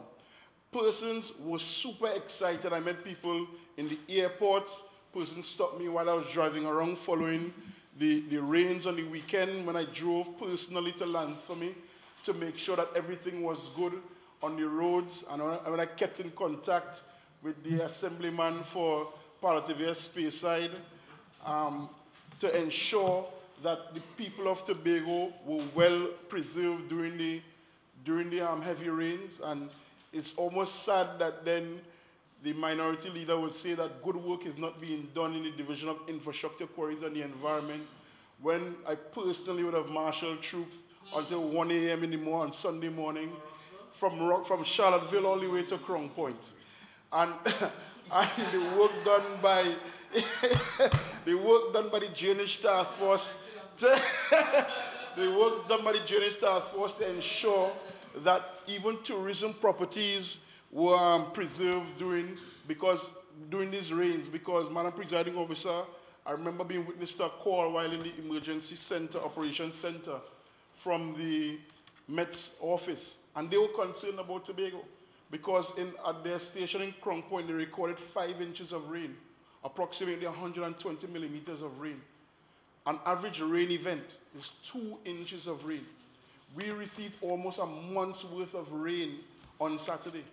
And Madam Presiding Officer, I'm proud to say, and again, I stand here now as the Secretary for the Division of Infrastructure, Quarries and the Environment, that Tobago resisted and Tobago stood up well to all of the downpour showers that we witnessed over the weekend. So I must say hats off to the staff at the Division of Infrastructure, Quarries and the Environment. Of course, there were a few isolated incidents, and we continue to partner with TEAM and other agencies to bring relief to the people of Tobago. So, Madam Presiding Officer, this is what we're here to do. We're here to see about the business of the people of Tobago. We're here to show support as leaders for the initiatives that were outlined under the growth strategy, the initiatives which include the new go-to-market strategy, the new branding, Tobago Beyond Ordinary. So when someone says, why are we bothering to have that debate, that's not a conversation that the minority should even entertain. Because what the person in effect is telling you is, why are you bothering to do your job? And we don't want that. Come here and show by leadership that you are serious about the people, the business of the people of Tobago, and that you genuinely want to see growth in the tourism sector, and that you believe in this new marketing strategy, and that you believe and affirm that the people of Tobago, whether you're PNM, PDP, UNC, or whatever you might be, you should support this new strategy that the division, or Tobago Tourism Agency Limited has gone through painstaking research to ensure that we have a good strategy to go to market, one that is recognizable. And I was reminded by the Honorable Chief Secretary after I took my seat, after I spoke the first time. While I worked at the Division of Tourism, Madam Presiding Officer, I had the opportunity or the benefit to go with a marketing team to Scandinavia. At the time, the Apollo flight had made its first sojourn here in Tobago. And I remember having the opportunity to train some of the salespersons personally, showing them pictures of what Tobago really looks like on the ground, because they have that challenge, what Castara looks like, what sunsets at Pigeon Point look like, and so on.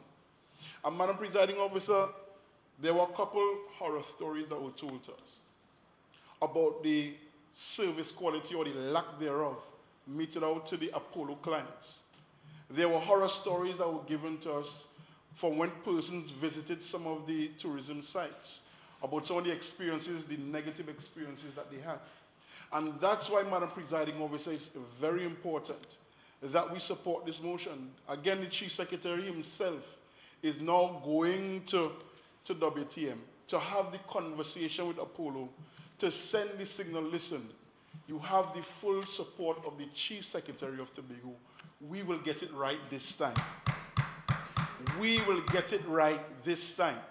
And for us to ensure that this happens, we need all hands on deck.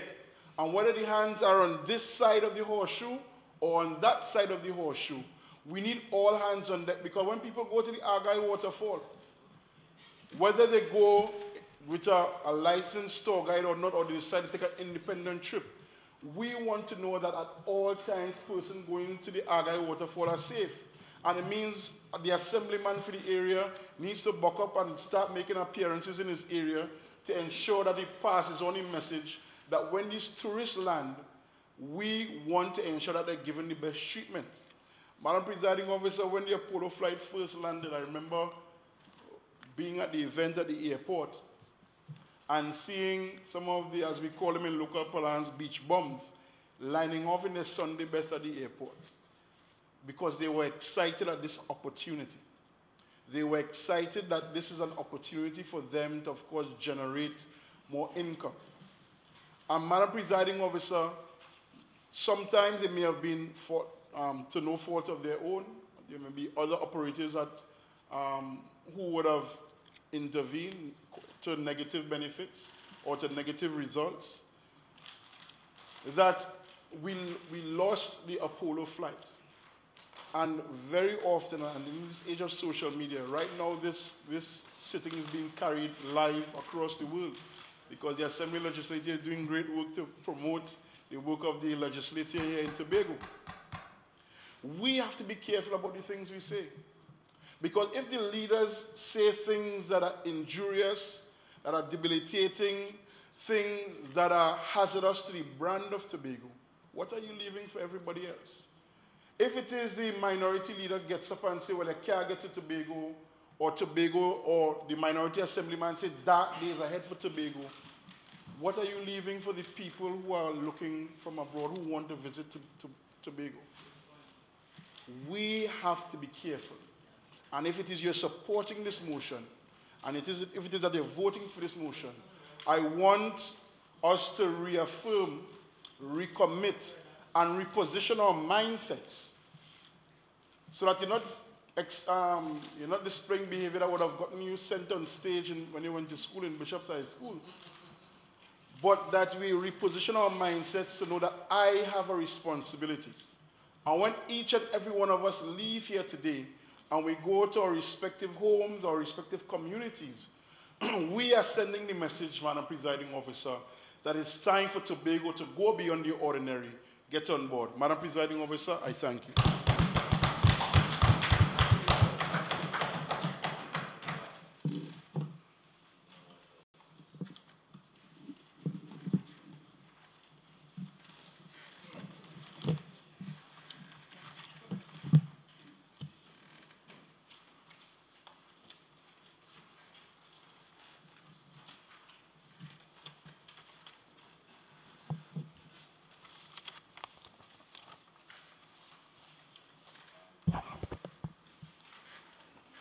Members, the question put.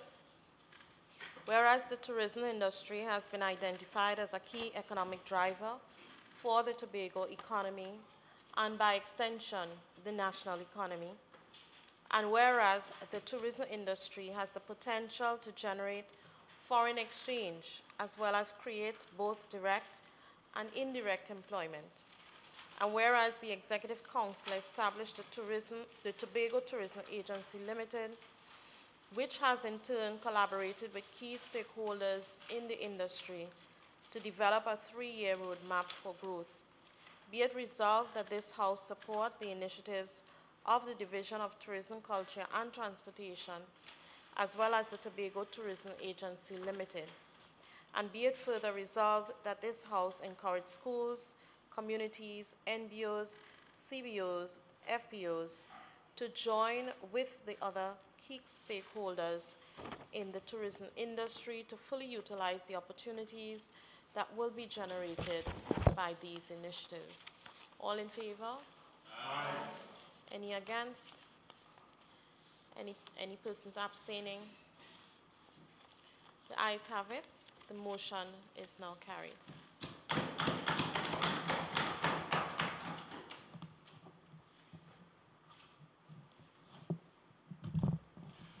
Thank you, Madam Presiding Officer. I beg to move that this House now stand adjourned to a date to be fixed. Members, the question is that this House now stand adjourned for a date to be fixed. All in favor? Aye. Any against? The House now stand adjourned.